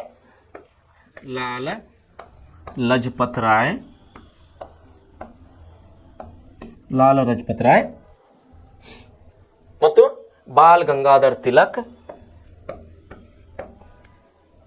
ಮುಂತಾದವರು ಈ ಬಣದ ಪ್ರಮುಖರಾಗಿದ್ದಾರೆ. ನೋಡಿ ಯಾರ್ಯಾರು ಇವರು? ಅರಬಿಂದೋ ಘೋಷ್, ಬಿಪಿನ್ ಚಂದ್ರಪಾಲ್, ಲಾಲಾ ಲಜಪತ್ ರಾಯ್ ಮತ್ತು ಬಾಲ್ ಗಂಗಾಧರ್ ತಿಲಕ್. ಇವರು ಎದರಲ್ಲಿ ಗುರುತಿಸ್ಕೋತಾ ಇದ್ದಾರೆ? ಇವರು ತೀವ್ರವಾದಿಗಳಲ್ಲಿ ಇವರು ಗುರುತಿಸ್ಕೋತಾ ಇದ್ದಾರೆ. ಇವರಿಗೂ ಕಾಂಗ್ರೆಸ್ಸಿಗರೇ, ಸ್ವಾತಂತ್ರ್ಯ ಹೋರಾಟದಲ್ಲಿ ಸ್ವಾತಂತ್ರ್ಯ ಬೇಕಂತೇಳಿ ಹುಟ್ಟಿಕೊಂಡಂತ ಒಂದು ಸಂಘಟನೆಯಾದಂತಹ ಭಾರತೀಯ ರಾಷ್ಟ್ರೀಯ ಕಾಂಗ್ರೆಸ್ನ ಅದರ ಕಾರ್ಯಕರ್ತರು ಇವರು ಕೂಡ. ಆದರೆ ಇವರು ಮಂದಗಾಮಿಗಳ ವಿಷಯದಲ್ಲಿ ಮೃದು ಧೋರಣೆಯಲ್ಲಿ ಅಸಮಾಧಾನಗೊಂಡು ಇವರು ಸಪ್ರೇಟ್ ಆಗಿ ಒಂದು ಟೀಮನ್ನು ಮಾಡಿಕೊಂಡು ಇವರು ಏನು ಮಾಡ್ತಾ ಇದ್ದಾರೆ? ನೀವು ರಾಜಕೀಯ ಭಿಕ್ಷುಕರು ಅಂತೇಳಿ ಅವರನ್ನು ಕರಿತಾ ಇದ್ದಾರೆ. ಯಾರಿಗೆ? ಮಂದಗಾಮಿಗಳು. ಸೊ ಹೀಗಾಗಿ ಏನು ಮಾಡ್ತಾರೆ? ಸಮಾನ ಮನಸ್ಕರು, ಒಂದೇ ಚಿಂತನೆಯವರು, ಮೃದಗಾಮಿಗಳಲ್ಲಿ ಅಸಂತೋಷಗೊಂಡವರು, ಸಂತೃಪ್ತಗೊಳ್ಳದೆ ಇವರು ಏನು ಮಾಡ್ತಾರೆ? ಸೈಡಿಗೆ ಬಂದು ಒಂದು ಹೊಸ ಗುಂಪನ್ನು ಕಟ್ಟಿಕೊಂಡು ಇವರನ್ನು ನಾವು ತೀವ್ರವಾದಿಗಳಂತೇಳಿ ನಾವು ಇವರನ್ನು ಕರೆಯುವರಾಗಿದ್ದೇವೆ. ನೋಡಿ ಏನ್ ಮಾಡ್ತಾ ಇದ್ದಾರೆ? ಇಲ್ಲಿ ಫೋಟೋ ಕೂಡ ಕೊಟ್ಟಿದ್ದಾರೆ. ಅರಬಿಂದೋ ಘೋಷ್, ಬಾಲಗಂಗಾಧರ್ ತಿಲಕ್, ಲಾಲಾ ಲಜಪತ್ ರಾಯ್ ಮತ್ತು ಬಿಪಿನ್ ಚಂದ್ರಪಾಲ್ ಇವರು ಪ್ರಮುಖರು ಅಂತೇಳಿ ನಾವಿಲ್ಲಿ ಹೇಳುವರಾಗಿದ್ದೇವೆ. ಬಂಗಾಳದ ವಿಭಜನೆ ನೋಡ್ರಿ, ಇದೇ ಒಂದು ಸಂದರ್ಭದಲ್ಲಿ ಬಂಗಾಳದ ವಿಭಜನೆ ಒಂದು ಅತಿ ಪ್ರಮುಖವಾದಂತಹ ಒಂದು ವಿಷಯ ಆಗಿದೆ ಭಾರತ ಸ್ವಾತಂತ್ರ್ಯ ಚಳವಳಿಯಲ್ಲಿ. ನೋಡಿ ಮಂದಗಾಮಿಗಳು ಯಾರ್ಯಾರು ಬಂದರು ಅಲ್ಲಿ? ರಾನಡೆಯವರು, ಮತ್ತೆ ಯಾರು ಬಂದರು ಅಲ್ಲಿ? ನೋಡಿ ದಾದಾಭಾಯಿ ನವರೋಜಿ ಅವರು, ಗೋಖಲೆ ಅವರು, ಮತ್ತೆ ಯಾರು ಬರ್ತಾರೆ ಇಲ್ಲಿ, ಬ್ಯಾನರ್ಜಿ ಅವರು. 4 ಜನ ಮಂದಗಾಮಿಗಳು ಬಂದರೆ ಅರಬಿಂದೋ ಘೋಷ್, ಬಿಪಿನ್ ಚಂದ್ರಪಾಲ್, ಲಾಲಾ ಲಜಪತ್ ರಾಯ್ ಮತ್ತು ತಿಲಕ್ ಅವರು. ಇವ್ರು ಏನು ಮಾಡ್ತಾರೆ, ತೀವ್ರಗಾಮಿಗಳಲ್ಲಿ ಬರ್ತಾ ಇದ್ದಾರೆ. ಇವರು ತೀವ್ರಗಾಮಿಗಳು, ಮಂದಗಾಮಿಗಳು ಏನನ್ನು ಕರಿತಾ ಇದ್ದಾರೆ, ರಾಜಕೀಯ ಭಿಕ್ಷುಕರು ಅಂತ ಹೇಳಿ ಕರಿತಾ ಇದ್ದಾರೆ. ಅವ್ರಿಗೆ ಸಂಬೋಧನೆ ಮಾಡ್ತಾ ಇದ್ದಾರೆ. ಯಾಕಂದ್ರೆ ಆ ಒಂದು ಸ್ಟೈಲ್, ಆ ಒಂದು ಹೋರಾಟದ ಪದ್ಧತಿ ಇವರಿಗೆ ಸರಿ ಅನಿಸ್ತಾ ಇಲ್ಲ. ಇವರು ಅದರಿಂದ ಅಸಂತೋಷಗೊಂಡು ಇವರು ಹೊರಗೆ ಬಂದು ತೀವ್ರವಾದಿ ಅಂತೇಳಿ ಹೊಸ ಒಂದು ಗುಂಪುಗಳನ್ನು ಕಟ್ಟಿಕೊಂಡು ಇವರು ದೇಶದ ಸ್ವಾತಂತ್ರ್ಯ ಹೋರಾಟದಲ್ಲಿ ಧುಮುಕ್ತಾ ಇದ್ದಾರೆ. ಸೊ ಇದೇ ಸಮಯದಲ್ಲಿ ಬಂಗಾಳ ವಿಭಜನೆ ಅನ್ನೋಂಥ ವಿಷಯನು ನಮಗೆ ತುಂಬಾ ಇಂಪಾರ್ಟೆಂಟ್ ಆಗಿದೆ. ತುಂಬಾ ಪ್ರಮುಖವಾದಂಥ ವಿಷಯನ ನಾವು ಬಂಗಾಳ ವಿಭಜನೆ ಕಾಣುವರಾಗಿದ್ದೇವೆ. ನೋಡಿ, ಬಂಗಾಳವು ಬ್ರಿಟಿಷ್ ವಿರೋಧಿ ಭಾವನೆ ಮತ್ತು ಚಟುವಟಿಕೆಗಳಿಂದ ಕೂಡಿದಂತಹ ಕೇಂದ್ರವಾಗಿತ್ತು. ಬಂಗಾಳ ಏನಾಗಿತ್ತು ಇಲ್ಲಿ, ಬ್ರಿಟಿಷ್ ವಿರೋಧಿ ಭಾವನೆ ಮತ್ತು ಚಟುವಟಿಕೆಗಳ ಕೇಂದ್ರ ಆಗಿತ್ತು ಇಲ್ಲಿ. ಈಗಿನ ನಾವು ಪಶ್ಚಿಮ ಬಂಗಾಳ ಅಂತೇಳಿ ನಾವೇನು ಕರೆಯೋರಾಗಿದ್ದೇವೆ, ಅವತ್ತಿನ ಕಾಲದಲ್ಲಿ ಅದು ಕೂಡ ಬಂಗಾಳ ಆಗಿತ್ತು. ಅಲ್ಲಿ ಏನಾಗಿತ್ತು ಇಲ್ಲಿ, ಬ್ರಿಟಿಷರ ವಿರೋಧಿ ಭಾವನೆಯವರು ಅದರ ಚಟುವಟಿಕೆಗಳ ಕೇಂದ್ರವಾಗಿತ್ತು ಬಂಗಾಳ ಪ್ರದೇಶ. ಇದನ್ನು ಹತ್ತಿಕ್ಕಲು, ಬ್ರಿಟಿಷ್ ವಿರೋಧಿ ಕೇಂದ್ರವನ್ನು ಹತ್ತಿಕ್ಕಲು ಯಾರು, ವೈಸ್ರಾಯ್ ಲಾರ್ಡ್ ಕರ್ಜನ್ ಅನ್ನು ಆಡಳಿತಾತ್ಮಕ ನೆಪವನ್ನು ಮುಂದಿಟ್ಟುಕೊಂಡು, ಯಾರಿ, ಲಾರ್ಡ್ ಕರ್ಜನ್, ವೈಸರಾಯ್ ಆದಂಥ, ಬ್ರಿಟಿಷ್ ವೈಸರಾಯ್ ಆದಂಥ ಲಾರ್ಡ್ ಕರ್ಜನ್ ಅನ್ನು ಆಡಳಿತಾತ್ಮಕ ನೆಪವನ್ನು ಮುಂದಿಟ್ಟುಕೊಂಡು ಬಂಗಾಳ ವಿಭಜನೆಯ ಯೋಜನೆಯನ್ನು ರೂಪಿಸಿರುತ್ತಾನೆ. ನೋಡಿ, ನಾನು ನಿಮಗೆ ಸುಮಾರು ಸಾರಿ ಹೇಳ್ತಾ ಇದ್ದೇನೆ, ಬ್ರಿಟಿಷರ ಮೇನ್ ಪದ್ಧತಿ, ಅವರ ಮೇನ್ ಒಂದು ಅಜೆಂಡಾ ಏನಂದ್ರೆ ಒಡೆದು ಆಳುವ ನೀತಿ, ಡಿವೈಡೆಡ್ ಆ್ಯಂಡ್ ರೂಲ್. ಈ ಸನ್ನಿವೇಶವನ್ನು ಸುಮಾರು ಸಮಯದಲ್ಲಿ ನಮಗೆ ಈ ಸನ್ನಿವೇಶ ಬರ್ತಾ ಇದೆ. ಯಾಕಂದ್ರೆ ಹಿಂದೆ ನಾವು ಪಾಠದಲ್ಲಿ ಪ್ರಥಮ ಸ್ವಾತಂತ್ರ್ಯ ಸಂಗ್ರಾಮದ ಚಳವಳಿಯಲ್ಲೂ ಕೂಡ ನಾವು ಓದಿದ್ದೇವೆ. ಅಲ್ಲಿ ಹಿಂದೂ ಮುಸ್ಲಿಂ ಅನ್ನುವಂಥ ಭೇದ ಭಾವನೆ ತಂದು ಒಡ್ಡಿದರು ಇವರು. ಡಿವೈಡೆಡ್ ಆ್ಯಂಡ್ ರೂಲ್, ಒಡೆದು ಆಳುವ ನೀತಿಯನ್ನು ಅಲ್ಲಿ ಜಾರಿಗೆ ತಂದಿದ್ದವರು ಅವರು. ಅಖಂಡ ಭಾರತ ದೇಶವನ್ನು ಇವರು ಏನು ಮಾಡ್ಬೇಕಂದ್ರೆ, ಇಷ್ಟು ಅಖಂಡ ಭಾರತ ದೇಶವನ್ನು ಸೋಲಿಸೋದು ತುಂಬಾ ಕಷ್ಟದ ಕೆಲಸ ಅಂದ್ಕೊಂಡು ಏನು ಮಾಡಿದ್ರು ಇವರು, ವಿಭಿನ್ನ ದಾರಿಯನ್ನು ಹಿಡಿತಾ ಇದ್ದಾರೆ ಬ್ರಿಟಿಷರು. ಅದ್ಭುತವಾದಂತಹ ಒಂದು ಯೋಚನೆಗಳನ್ನು ಮಾಡ್ತಾ ಇದ್ದಾರೆ. ಯೋಚನೆಗಳು ಮಾಡಿ ಇವರೇನ್ ಮಾಡಿದ್ರು, ಪ್ರಥಮ ಸ್ವಾತಂತ್ರ್ಯ ಸಂಗ್ರಾಮ ಚಳವಳಿಯಲ್ಲಿ ಭಾರತೀಯರಲ್ಲಿ ಒಡಕನ್ನು ತಂದಿಟ್ಟಿದ್ದಾರೆ. ಧರ್ಮಗಳ ಬಗ್ಗೆ, ಜಾತಿಗಳ ಬಗ್ಗೆ ವಿಷವನ್ನು ಬಿತ್ತುತ್ತಾ ಇಲ್ಲಿ ಭೇದ ಭಾವವನ್ನು ಹುಟ್ಟಿಸ್ತಾ ಬರ್ತಾ ಇದ್ದಾರೆ ಬ್ರಿಟಿಷರು. ಮೊದಲನೇ ಸ್ವಾತಂತ್ರ್ಯ ಸಂಗ್ರಾಮ 1857ರಲ್ಲಿ ಏನ್ ಮಾಡಿದ್ರು ಇವರು, ಹಿಂದೂ ಮತ್ತು ಮುಸ್ಲಿಮರಲ್ಲಿ ಭೇದ ಭಾವವನ್ನು ತಂದಿಟ್ಟಿದ್ರು. ಅವರಲ್ಲಿ ಒಡೆದು ಆಳುವ ನೀತಿಯನ್ನು ತಂದಿಟ್ಟಿದ್ರಲ್ಲಿ. ಸೇಮ್ ಅದೇ ಕಂಡೀಷನ್ ಅನ್ನು, ಅದೇ ಒಂದು ಫಾಲೋ, ಅದೇ ಒಂದು ಪದ್ಧತಿಯನ್ನು ಇಲ್ಲಿ ಕೂಡ ತರ್ತಾ ಇದ್ದಾನೆ lord Curzon. British viceroy lord Curzon ಏನು ಮಾಡ್ತಾ ಇದ್ದಾನೆ, ಅದನ್ನೇ ನೆಪ ಒಟ್ಟುಕೊಂಡು, ಆಡಳಿತಾತ್ಮಕ ವಿಷಯ ನೆಪವನ್ನು ಮುಂದಿಟ್ಟುಕೊಂಡು ಬಂಗಾಳವನ್ನು ವಿಭಜನೆ ಮಾಡಬೇಕಂತ ಹೇಳಿ ತಲೆಯಲ್ಲಿ ಯೋಚನೆ ತಗೋತಾ ಇದ್ದಾನೆ. ನೋಡಿ, ಬಂಗಾಳ ವಿಭಜನೆ ಯೋಚನೆ ರೂಪಿಸ್ತಾ ಇದ್ದಾನೆ ಲಾರ್ಡ್ ಕರ್ಜನ್ ಅವನು. ಪೂರ್ವ ಮತ್ತು ಪಶ್ಚಿಮ ಬಂಗಾಳವನ್ನು ಹಿಂದೂ ಮತ್ತು ಮುಸ್ಲಿಂ ಬಹುಸಂಖ್ಯಾತ ಪ್ರದೇಶಗಳಾಗಿ ವಿಂಗಡಿಸ್ತಾ ಇದ್ದಾನೆ. ನೋಡ್ರಿ, ಒಂದು ವಿಷಯನ ತಾವು ಇಲ್ಲಿ ನೆನಪು ಮಾಡ್ಕೋಬೇಕಿಲ್ಲಿ.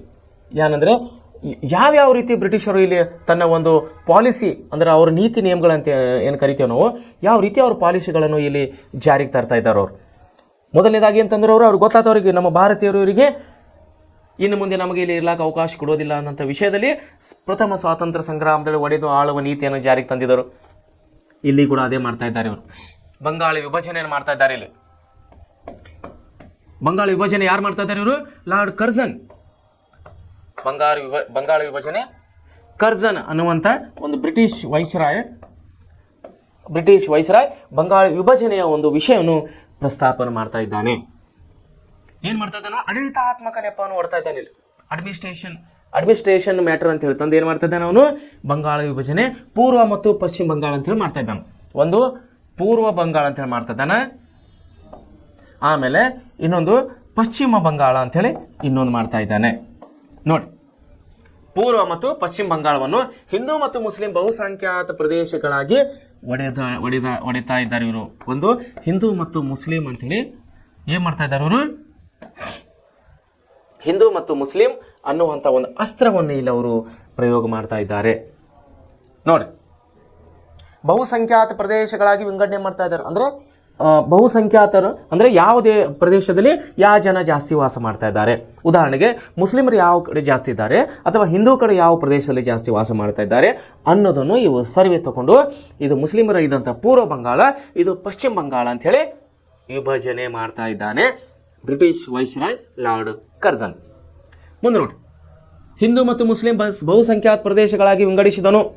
ಹೀಗೆ ಸಮುದಾಯಗಳ ನಡುವೆ ಕಂದಕವನ್ನು ಉಂಟು ಮಾಡಿ, ಅಂದರೆ ಭೇದ ಭಾವವನ್ನು ಉಂಟು ಮಾಡಿ, ಒಡೆದು ಆಳುವ ನೀತಿಯನ್ನು ಜಾರಿಗೆ ತಂದು ಏನು ಮಾಡ್ತಾ ಇದ್ದಾನೆ, ಕಂದಕವನ್ನು ಉಂಟು ಮಾಡಿ ಸ್ವಾತಂತ್ರ್ಯ ಹೋರಾಟದ ತೀವ್ರತೆಯನ್ನು ಕುಗ್ಗಿಸುವ ಸಂಚನ್ನು ಇಲ್ಲಿ ರೂಪ ಮಾಡ್ತಾ ಇದ್ದಾನೆ ಲಾರ್ಡ್ ಕರ್ಜನ್. ಏನಾಗ್ತಾ ಇದ್ದಾರೆ, ಹಿಂದೂ ಮತ್ತು ಮುಸ್ಲಿಂ ಎಲ್ಲರೂ ಕೂಡಿ ಹೋರಾಟ ಮಾಡಿದ್ರೆ ಹೋರಾಟ ಸ್ಟ್ರಾಂಗ್ ಆಗುತ್ತೆ ಇಲ್ಲಿ, ಅಂದರೆ ಒಗ್ಗಟ್ಟಿನ ಬರ್ತದೆ ಅಲ್ಲಿ. ಮೊದಲು ಹೇಳ್ತಾರಲ್ಲ ಒಂದು ಏನಿದೆ ಅದು, ನಾನು ನೋಡಿ ಒಗ್ಗಟ್ಟಿನಲ್ಲಿ ಬಲವಿದೆ. ಆ ಒಗ್ಗಟ್ಟನ್ನು ಮುರಿಯುವಂಥ ಪ್ರಯತ್ನವನ್ನೇ ಇಲ್ಲಿ ವೈಸ್ರಾಯ್ ಕರ್ಜನ್ ಮಾಡ್ತಾ ಇದ್ದಾನೆ. ಹಿಂದೂಗಳಿಗೆ ಬೇರೆ ಮಾಡ್ತಾ ಇದ್ದಾನೆ, ಮುಸ್ಲಿಮರಿಗೆ ಬೇರೆ ಮಾಡಿ ಅವನ ಪ್ರಯತ್ನ ಏನಂದರೆ ಹೋರಾಟದ ತೀವ್ರತೆಯನ್ನು ಕಡಿಮೆ ಮಾಡಬೇಕು ಅನ್ನುವಂಥ ಪ್ರಯತ್ನವನ್ನು ಇಲ್ಲಿ ಲಾರ್ಡ್ ಕರ್ಜನ್ ಮಾಡ್ತಾ ಇದ್ದಾನೆ. ಅದನ್ನೇ ನಾವು ಹಿಂದಿ ಸಿನಿಮಾ ನಾನು ಪದೇ ಪದೇ ಹೇಳ್ತಿರ್ತೇನೆ, ಅದು ಡೈಲಾಗ್ ಇದೆ, ಏನಂದರೆ ಏಕ್ ಲಾಠಿಕೋ ಕೋಯ್ ಭಿ ತೋಡ್ ಸಕ್ತಾ ಹೈ. ಒಂದು ಕಟ್ಟಿಗೆಯನ್ನು ಯಾರಾದರೂ ಮುರಿಬಹುದು, ಆದರೆ ಲಾಠಿಗೆ ಭಾರೆಗೂ ತೋಡ್ನ ಮುಷ್ಕಿಲ್ ಹೈ. ಕಟ್ಟಿಗೆಯ ಹೊರೆಯನ್ನು ಮುರಿಯೋದು ತುಂಬ ಕಷ್ಟದ ಕೆಲಸ. ಯಾಕಂದ್ರೆ ಆ ಕಟ್ಟಿಗೆ ಹೊರೆಯಲ್ಲಿ ತುಂಬ ಕಟ್ಟಿಗೆಗಳು ಪೋಣಿಸಿ ಒಂದು ಒಂದು ಹೊರೆಯನ್ನು ಕಟ್ಟಿರ್ತಾರೆ. ಸೊ ಕಟ್ಟಿಗೆಗಳ ಹೊರೆಯನ್ನು ಮುರಿಯೋದು ತುಂಬ ಕಷ್ಟ, ಆದರೆ ಒಂದು ಕಟ್ಟಿಗೆಯನ್ನು ಮುರಿಯೋದು ಈಸಿಯಾಗಿ ಮುರಿಬೋದು. ಉದಾಹರಣೆಗೆ ಒಂದು ಕಬ್ಬನ್ನು ನಾವು ಮುರಿಬೇಕಾದ್ರೆ ಜೋರಾಗಿ ಹೊಡೆದ್ರೆ ಒಂದು ಕಬ್ಬನ್ನು 2 ಪೀಸಾಗಿ ನಾವು ಪೀಸ್ ಮಾಡ್ಬೋದು. ಆದರೆ ಕಬ್ಬಿನ ಹೊರೆಯನ್ನು ನಾವು ಪೀಸ್ ಮಾಡ್ತೀವಿ ಅಂದರೆ ತುಂಬ ಕಷ್ಟದ ಕೆಲಸ, ಹೈಲಿ ಇಂಪಾಸಿಬಲ್. ಅದನ್ನೇ ಇಲ್ಲಿ ಇವರು ಮಾಡ್ತಾ ಇದ್ದಾರೆ. ತುಂಬ ಕಟ್ಟಿಗೆಗಳ ಹೊರೆ ಆದಂಥ ನಮ್ಮ ಭಾರತೀಯರೆಲ್ಲರನ್ನು, ಎಲ್ಲ ಜಾತಿ ಕುಲ ಪಂಥ ಎಲ್ಲ ಧರ್ಮದವರನ್ನು ಕೂಡಿ ಸಹಿಷ್ಣುತೆಯಿಂದ ಜೀವನ ಸಾಗಿಸ್ತಿದ್ದಂಥ ನಮ್ಮ ಭಾರತೀಯರನ್ನು ಇವರೇನು ಮಾಡ್ತಾ ಇದ್ದಾರೆ, ಒಳಗಡೆ ಒಡೆದು ಆಳುವ ನೀತಿಯನ್ನು ಜಾರಿಗೆ ತಂದು ಇವರೇನು ಮಾಡ್ತಾರೆ, ಹಿಂದೂಗಳು ಬೇರೆ, ಮುಸ್ಲಿಮ್ಗಳು ಬೇರೆ, ಬ್ರಾಹ್ಮಣರು ಬೇರೆ, ವೈಶ್ಯರು ಬೇರೆ, ಶೂದ್ರರು ಬೇರೆ ಅನ್ನೋಂಥ ಒಂದು ಪರಿಕಲ್ಪನೆಯನ್ನು ಆ ಫಾರ್ಮುಲಾ ಅನ್ನೋದು ಇವರು ಯೂಸ್ ಮಾಡ್ತಾ ಇದ್ದಾರೆ ಬ್ರಿಟಿಷರು. ಅದರ ಫಲವಾಗಿ ಏನು ಮಾಡ್ತಾ ಇದ್ದಾರೆ, ಪೂರ್ವ ಬಂಗಾಳ ಮತ್ತು ಪಶ್ಚಿಮ ಬಂಗಾಳ ಅಂತೇಳಿ ಈ ಅಖಂಡ ಬಂಗಾಳ ಪ್ರದೇಶವನ್ನು ವಿಭಜನೆ ಮಾಡ್ತಾ ಇದ್ದಾನೆ. ನೋಡಿ, ಅವನ ಉದ್ದೇಶ ಏನಾಗಿತ್ತು, ಸ್ವಾತಂತ್ರ್ಯದ ತೀವ್ರತೆಯನ್ನು ಕುಗ್ಗಿಸುವುದು ಅವನ ಉದ್ದೇಶವಾಗಿತ್ತು. ಸ್ವಾತಂತ್ರ್ಯವನ್ನು ಹತ್ತಿಕ್ಕೋದು, ಸ್ವಾತಂತ್ರ್ಯದ ಹೋರಾಟವನ್ನು ಹತ್ತಿಕ್ಕುವುದು ಅವನ ಉದ್ದೇಶವಾಗಿತ್ತು. ಮುಂದೆ ಏನಾಯ್ತು ನೋಡ್ರಿ, ಬ್ರಿಟಿಷರು ಒಡೆದು ಆಳುವ ನೀತಿಯ ಪ್ರತೀಕವಾಗಿದ್ದ, ನೋಡ್ರಿ ನಾನು ಅದನ್ನೇ ಪದೇ ಪದೇ ಹೇಳ್ತಾ ಇದ್ದೀನಿ, ಬ್ರಿಟಿಷರು ಒಡೆದು ಆಳುವ ನೀತಿಯ ಪ್ರತೀಕವಾಗಿದ್ದ 1905ರ ಬಂಗಾಳ ವಿಭಜನೆಯನ್ನು ಭಾರತೀಯ ರಾಷ್ಟ್ರೀಯ ಕಾಂಗ್ರೆಸ್ ವಿರೋಧ ಮಾಡ್ತಾ ಇದೆ. ಇಲ್ಲಿ ನೋಡಿ, ಬಂಗಾಳ ವಿಭಜನೆ ಏನು ಮಾಡ್ತಾ ಇದ್ದಾರೆ, ಇಲ್ಲಿ ನಮ್ಮ ಭಾರತೀಯರು ವಿರೋಧ ಮಾಡ್ತಾ ಇದ್ದಾರೆ. ಬೇಡ, ಬಂಗಾಳನ್ನು ಒಡೆಯೋದು ಬೇಡ, ಬಂಗಾಳ ಪ್ರದೇಶವನ್ನು ಒಡೆಯೋದು ಬೇಡ, ಹಿಂದೂ ಮುಸ್ಲಿಂ ಬೇರೆ ಮಾಡೋದು ಬೇಡ, ಅಖಂಡ ಭಾರತ ಹಾಗೆಯೇ ಉಳಿಲಿ, ಪಶ್ಚಿಮ ಬಂಗಾಳವು ಅಖಂಡ ಬಂಗಾಳ ಪ್ರದೇಶವು ಹಾಗೆಯೇ ಇರಲಿ, ಇದರಲ್ಲಿ ಪೂರ್ವ ಮತ್ತು ಪಶ್ಚಿಮ ಒಡೆಯೋದು ಬೇಡ, ಹಿಂದೂ ಮುಸ್ಲಿಂ ಅಂತೇಳಿ ಒಡೆಯೋದು ಬೇಡ ಅನ್ನುಕೊಂಡು ಇವರೇನು ಮಾಡ್ತಾ ಇದ್ದಾರೆ, ನಮ್ಮ ಭಾರತೀಯ ರಾಷ್ಟ್ರೀಯ ಕಾಂಗ್ರೆಸ್ನ ಕಾರ್ಯಕರ್ತರು, ಹೋರಾಟಗಾರರು ತೀವ್ರ ವಿರೋಧವನ್ನು ವ್ಯಕ್ತಪಡಿಸ್ತಾ ಇದ್ದಾರೆ ಬ್ರಿಟಿಷರಿಗೆ. ನೋಡಿ ಏನು ಮಾಡ್ತದೆ, ಬ್ರಿಟಿಷರ ಒಡೆದು ಆಳುವ ನೀತಿಯ ಪ್ರತೀಕವಾಗಿದ್ದ 1905ರ ಬಂಗಾಳ ವಿಭಜನೆಯನ್ನು ಭಾರತೀಯ ರಾಷ್ಟ್ರೀಯ ಕಾಂಗ್ರೆಸ್ ಇಲ್ಲಿ ವಿರೋಧವನ್ನು ವ್ಯಕ್ತಪಡಿಸ್ತಾ ಇದೆ. ಆದರೆ 1906ರಲ್ಲಿ ಸ್ಥಾಪನೆಯಾದಂತಹ ಮುಸ್ಲಿಂ ಲೀಗ್, ನೋಡಿ ತುಂಬಾ ಇಂಪಾರ್ಟೆಂಟ್ ಇದು, 1906ರಲ್ಲಿ ಏನಾಗ್ತಾ ಇದೆ, ಇಲ್ಲಿ ಮುಸ್ಲಿಂ ಲೀಗ್ ಅನ್ನು ಪ್ರಾರಂಭ ಆಗ್ತಾ ಇದೆ. ಮುಸ್ಲಿಂ ಲೀಗ್ ಅನ್ನುವಂಥ ಒಂದು ಸಂಘಟನೆಯನ್ನು ಮತ್ತಿಲ್ಲಿ ಪ್ರಾರಂಭ ಆಗ್ತಾ ಇದೆ. 1906ರಲ್ಲಿ ಸ್ಥಾಪನೆಯಾದಂತಹ ಮುಸ್ಲಿಂ ಲೀಗ್ ಬಂಗಾಳ ವಿಭಜನೆಯನ್ನು ಬೆಂಬಲಿಸಿತ್ತು. ತುಂಬ ದುಃಖಕರವಾದಂಥ ವಿಷಯ ವಿದ್ಯಾರ್ಥಿಗಳೇ. ಬಂಗಾಳ ವಿಭಜನೆ ನಮ್ಮ ದೇಶದ ಇತಿಹಾಸದಲ್ಲಿಯೇ, ನಮ್ಮ ದೇಶದ ಹೋರಾಟದ ಇತಿಹಾಸದಲ್ಲಿಯೇ, ಸ್ವಾತಂತ್ರ್ಯ ಚಳವಳಿಯ ಒಟ್ಟು ಇತಿಹಾಸದಲ್ಲಿ ಬಂಗಾಳ ವಿಭಜನೆಯು ಒಂದು ದುರದೃಷ್ಟಕ ವಿಷಯ ಅಂತ ಹೇಳಿ ನಾನು ಹೇಳಕ್ಕೆ ಇಷ್ಟಪಡ್ತಿದ್ದೆ ನಿಮಗೆ. ಅನೇಕ ಇತಿಹಾಸಕಾರರು ಕೂಡ, ಅನೇಕ ಹೋರಾಟಗಾರರು ಕೂಡ ಇದನ್ನೇ ತಮ್ಮ ಅಭಿವ್ಯಕ್ತಿಯನ್ನು ವ್ಯಕ್ತಪಡಿಸಿದ್ದಾರೆ, ತಮ್ಮ ಅಭಿಪ್ರಾಯವನ್ನು ಇದೇ ರೀತಿ ವ್ಯಕ್ತಪಡಿಸಿದ್ದಾರೆ, ಬಂಗಾಳನ್ನು ಒಡೆಯೋದು ಬೇಡ ಅಂತೇಳಿ. 1905ರಲ್ಲಿ ಬಂಗಾಳ ವಿಭಜನೆ ಮಾಡಿ 1906ರಲ್ಲಿ ಮುಸ್ಲಿಂ ಲೀಗ್ ಅನ್ನುವಂಥ ಒಂದು ಹೊಸ ಸಂಘಟನೆಯನ್ನು ಕಟ್ಟಿ ಅವರು ಏನು ಮಾಡ್ತಾ ಇದ್ದಾರೆ, ಮುಸ್ಲಿಂ ಲೀಗ್ ಸಂಘಟನೆಯವರು ಬಂಗಾಳ ವಿಭಜನೆಗೆ ಪ್ರೋತ್ಸಾಹನ ಕೊಡ್ತಾ ಇದ್ದಾರೆ. ಅವ್ರು ಏನು ಮಾಡ್ತಾರೆ, ಒಪ್ಪಿಗೆಯನ್ನು ಕೊಡ್ತಾ ಇದ್ದಾರೆ. ಮುಸ್ಲಿಂ ಲೀಗರು ಏನು ಮಾಡ್ತಾರೆ, ಬಂಗಾಳ ವಿಭಜನೆಗೆ ಬೆಂಬಲಿಸ್ತಾ ಇದ್ದಾರೆ. ಆದರೆ ನಮ್ಮ ದೇಶದ, ಅಂದರೆ ಹಿಂದೂ ದೇಶದ ಹಿಂದೂಗಳು ಬಂಗಾಳ ವಿಭಜನೆಯನ್ನು ಖಂಡಿಸ್ತಾ ಇದ್ದಾರೆ, ವಿರೋಧ ಮಾಡ್ತಾ ಇದ್ದಾರೆ. ನೋಡಿ, 1906ರಲ್ಲಿ ಸ್ಥಾಪನೆಯಾದ ಮುಸ್ಲಿಂ ಲೀಗ್ ಬಂಗಾಳ ವಿಭಜನೆ ಬೆಂಬಲಿಸಿತು. ಬಂಗಾಳದ ವಿಭಜನೆ ವಿರುದ್ಧ ದೇಶಾದ್ಯಂತ ಪ್ರತಿರೋಧಗಳು ವ್ಯಕ್ತವಾದವು, ದೇಶಾದ್ಯಂತ ಚಳವಳಿಗಳು ಪ್ರಾರಂಭ ಆಗ್ತಾ ಇದ್ದಾವೆ. ಬಂಗಾಳ ವಿಭಜನೆ ವಿರುದ್ಧವಾಗಿ ಪ್ರತಿರೋಧದ ಒಂದು ಬಗೆಯಾಗಿ ಸ್ವದೇಶಿ ಚಳವಳಿಯನ್ನು ಪ್ರಾರಂಭಿಸಲಾಯಿತು. ಬಂಗಾಳ ವಿಭಜನೆ ವಿರೋಧವಾಗಿ ದೇಶದ ಎಲ್ಲ ಕಡೆ ಸಿಕ್ಕಲ ಕಡೆ ಎಲ್ಲ ನಮ್ಮ ದೇಶದ ಜನರು ಸಾರ್ವಜನಿಕರು ಬ್ರಿಟಿಷರ ವಿರುದ್ಧವಾಗಿ ಹೋರಾಟಕ್ಕೆ ಇಳಿತಾ ಇದ್ದಾರೆ. ಇಲ್ಲಿ ಸ್ವದೇಶಿ ಅನ್ನುವಂಥ ಹೊಸ ಪರಿಕಲ್ಪನೆಯನ್ನು ಹುಡ್ತಾ ಇದೆ ನಮ್ಮ ಹೋರಾಟಗಾರರಲ್ಲಿ. ನೋಡಿ, ಪ್ರತಿರೋಧ ಒಂದು ಬಗೆಯಾಗಿ ಸ್ವದೇಶಿ ಚಳವಳಿಯನ್ನು ಇಲ್ಲಿ ಪ್ರಾರಂಭ ಆಗ್ತಾ ಇದೆ. ಇದನ್ನು ದೇಶಾದ್ಯಂತ ಕೊಂಡೊಯ್ದವರು ತೀವ್ರವಾದಿಗಳು. ಯಾರ್ಯಾರು ತೀವ್ರವಾದಿಗಳು? ಮೇಲೆ ಇಷ್ಟೊತ್ತರಿ 4 ಹೆಸರುಗಳಿದಲ್ಲ, ಅವರೆಲ್ಲರೂ ಏನು ಮಾಡ್ತಾ ಇದ್ದಾರೆ, ಇಡೀ ದೇಶಕ್ಕೆ ಈ ವಿಷಯವನ್ನು ಪಸರಿಸುವ ಹಾಗೆ ಇವರು ಪ್ರಯತ್ನ ಮಾಡ್ತಾ ಇದ್ದಾರೆ. ಪ್ರತಿರೋಧದ ಒಂದು ಬಗೆಯಾಗಿ ಸ್ವದೇಶಿ ಚಳವಳಿಯನ್ನು ಪ್ರಾರಂಭಿಸಲಾಯಿತು. ಇದನ್ನು ದೇಶಾದ್ಯಂತ ಕೊಂಡೊಯ್ಯುವುದು ತೀವ್ರಗಾಮಿಗಳು. ವಿದೇಶಿ ವಸ್ತುಗಳು ಮತ್ತು ಅದನ್ನು ಪ್ರೋತ್ಸಾಹಿಸುವ ಸಂಸ್ಥೆಗಳನ್ನು ಬಹಿಷ್ಕರಿಸುವುದು ಸ್ವದೇಶಿ ಆಂದೋಲನವನ್ನು ಕರೆ ನೀಡಿದವರು. ಇವಾಗ ಕೂಡ ತಾವು ಯೂಟ್ಯೂಬ್ನಲ್ಲಿ ನೋಡಬಹುದು. ರಾಜೀವ್ ದೀಕ್ಷಿತ್ ಅನ್ನುವಂಥ ಒಬ್ಬ ವ್ಯಕ್ತಿಯು, ನಮ್ಮ ದೇಶದ ನಾಗರಿಕರು, ಅವ್ರೇನು ಮಾಡ್ತಾರೆ, ಎಲ್ಲ ವಿಡಿಯೋಗಳು ಮಾಡ್ತಿದ್ದಾರೆ. ತಾವುಗಳು ಸಮಯ ಸಿಕ್ಕಾಗ ನಿಮ್ಮ ಮೊಬೈಲ್ನಲ್ಲಿ ಚೆಕ್ ಮಾಡ್ಬೋದು. ನಾವು ರಾಜೀವ್ ದೀಕ್ಷಿತ್ ಅಂತೇಳಿ, ರಾಜೀವ್ ದೀಕ್ಷಿತ್ ಅನ್ನುವಂಥ ಒಂದು ನೀವು ಯೂಟ್ಯೂಬನ್ನು ಸರ್ಚ್ ಮಾಡಿದ್ರೆ ನಿಮಗಲ್ಲಿ ಸ್ವದೇಶಿ ಬಗ್ಗೆ ನೀವು ಪರಿಕಲ್ಪನೆಯನ್ನು ಕಾಣುವರಾಗಿದ್ದೀರಿ. ಇವತ್ತಿನ ದಿವಸ ಆವತ್ತಿನ ದಿವಸ 1905, 6, 7ರಲ್ಲಿ ಇವು ನಮ್ಮ 4 ಜನ ತೀವ್ರವಾದಿಗಳೇನಿದ್ದಾರಲ್ಲ, ಆವತ್ತಿನ ದಿವಸ ಹೋರಾಟ ಕೇಳಿದ ಇಡೀ ದೇಶದ ಜನರಿಗೆ ಸ್ವದೇಶಿ ವಸ್ತುಗಳ ಬಗ್ಗೆ ಇವರು ಪರಿಕಲ್ಪನೆಯನ್ನು ಮೂಡಿಸ್ತಾ ಇದ್ದಾರೆ. ನೋಡಿ, ಇದನ್ನು ದೇಶಾದ್ಯಂತ ಕೊಂಡೊಯ್ದ ತೀವ್ರವಾದಿಗಳು ದೇಶಿ ವಸ್ತುಗಳು ಮತ್ತು ಅದನ್ನು ಪ್ರೋತ್ಸಾಹಿಸುವ ಸಂಸ್ಥೆಗಳನ್ನು ಬಹಿಷ್ಕರಿಸಲು ಸ್ವದೇಶಿ ಆಂದೋಲನವನ್ನು ಕರೆಯನ್ನು ನೀಡ್ತಾ ಇದ್ದಾರೆ. ಸ್ವದೇಶಿ ವಸ್ತುಗಳನ್ನು ಬಳಸುವಂತೆ ಅವರು ಭಾರತೀಯರನ್ನು ಪ್ರೇರಿಸ್ತಾ ಇದ್ದಾರೆ. ಇವರು ಭಾರತೀಯರು ತೀವ್ರ ಪ್ರತಿಭಟನೆ ಹಿನ್ನೆಲೆ ಬಂಗಾಳ ವಿಭಜನೆಯನ್ನು 1911ರಲ್ಲಿ ಬ್ರಿಟಿಷ್ ಸರ್ಕಾರವು ಹಿಂಪಡೆಯಿತು. ನೋಡಿ, 1911ರಲ್ಲಿ ಏನಾಗ್ತಾ ಇದೆ, 1911ರಲ್ಲಿ ಬಂಗಾಳ ವಿಭಜನೆಯನ್ನು ಇವರು ಏನ್ ಮಾಡ್ತಾರೆ, ಅತಿ ತೀವ್ರವಾದ ಪ್ರತಿಭಟನೆ, ದೇಶಾದ್ಯಂತ ತೀವ್ರವಾದ ಪ್ರತಿಭಟನೆಯನ್ನು ನಡೀತಿರುವಾಗ ಮನಗಂಡ ಬ್ರಿಟಿಷ್ ಸರ್ಕಾರವು 1905ರಲ್ಲಿ ಬಂಗಾಳ ವಿಭಜನೆಯನ್ನು ಮಾಡಿತ್ತು. ಅದನ್ನು ಆ ಕಾಯ್ದೆಯನ್ನು ವಾಪಸ್ ಹೊಳ್ಳಿ ರಿಟರ್ನ್ ತಗೋತಾ ಇದೆ ಬ್ರಿಟಿಷ್ ಸರ್ಕಾರ. 1911ರಲ್ಲಿ ಬ್ರಿಟಿಷ್ ಸರ್ಕಾರವು ಹಿಂಪಡಿತಾ ಇದೆ ಆ ಕಾಯ್ದೆಯನ್ನು. ಆಮೇಲೆ ತೀವ್ರವಾದಿಗಳು ಉತ್ತಮ ಆಳ್ವಿಕೆಯು ಎಂದೂ ಕೂಡ ಸ್ವಯಂ ಆಳ್ವಿಕೆಗೆ ಪರ್ಯಾಯವಾಗಲಾರದೆಂದು ಪ್ರತಿಪಾದನೆ ಮಾಡ್ತಾ ಇದ್ದಾರೆ.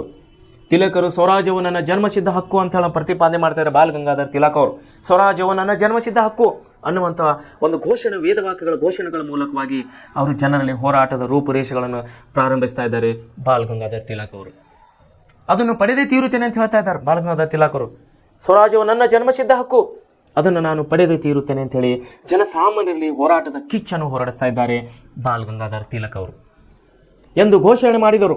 ಪೂರ್ಣ ಸ್ವರಾಜ್ಯವನ್ನು ಪಡೆಯುವುದು ತೀವ್ರವಾದಿಗಳ ಗುರಿಯಾಗಿತ್ತು.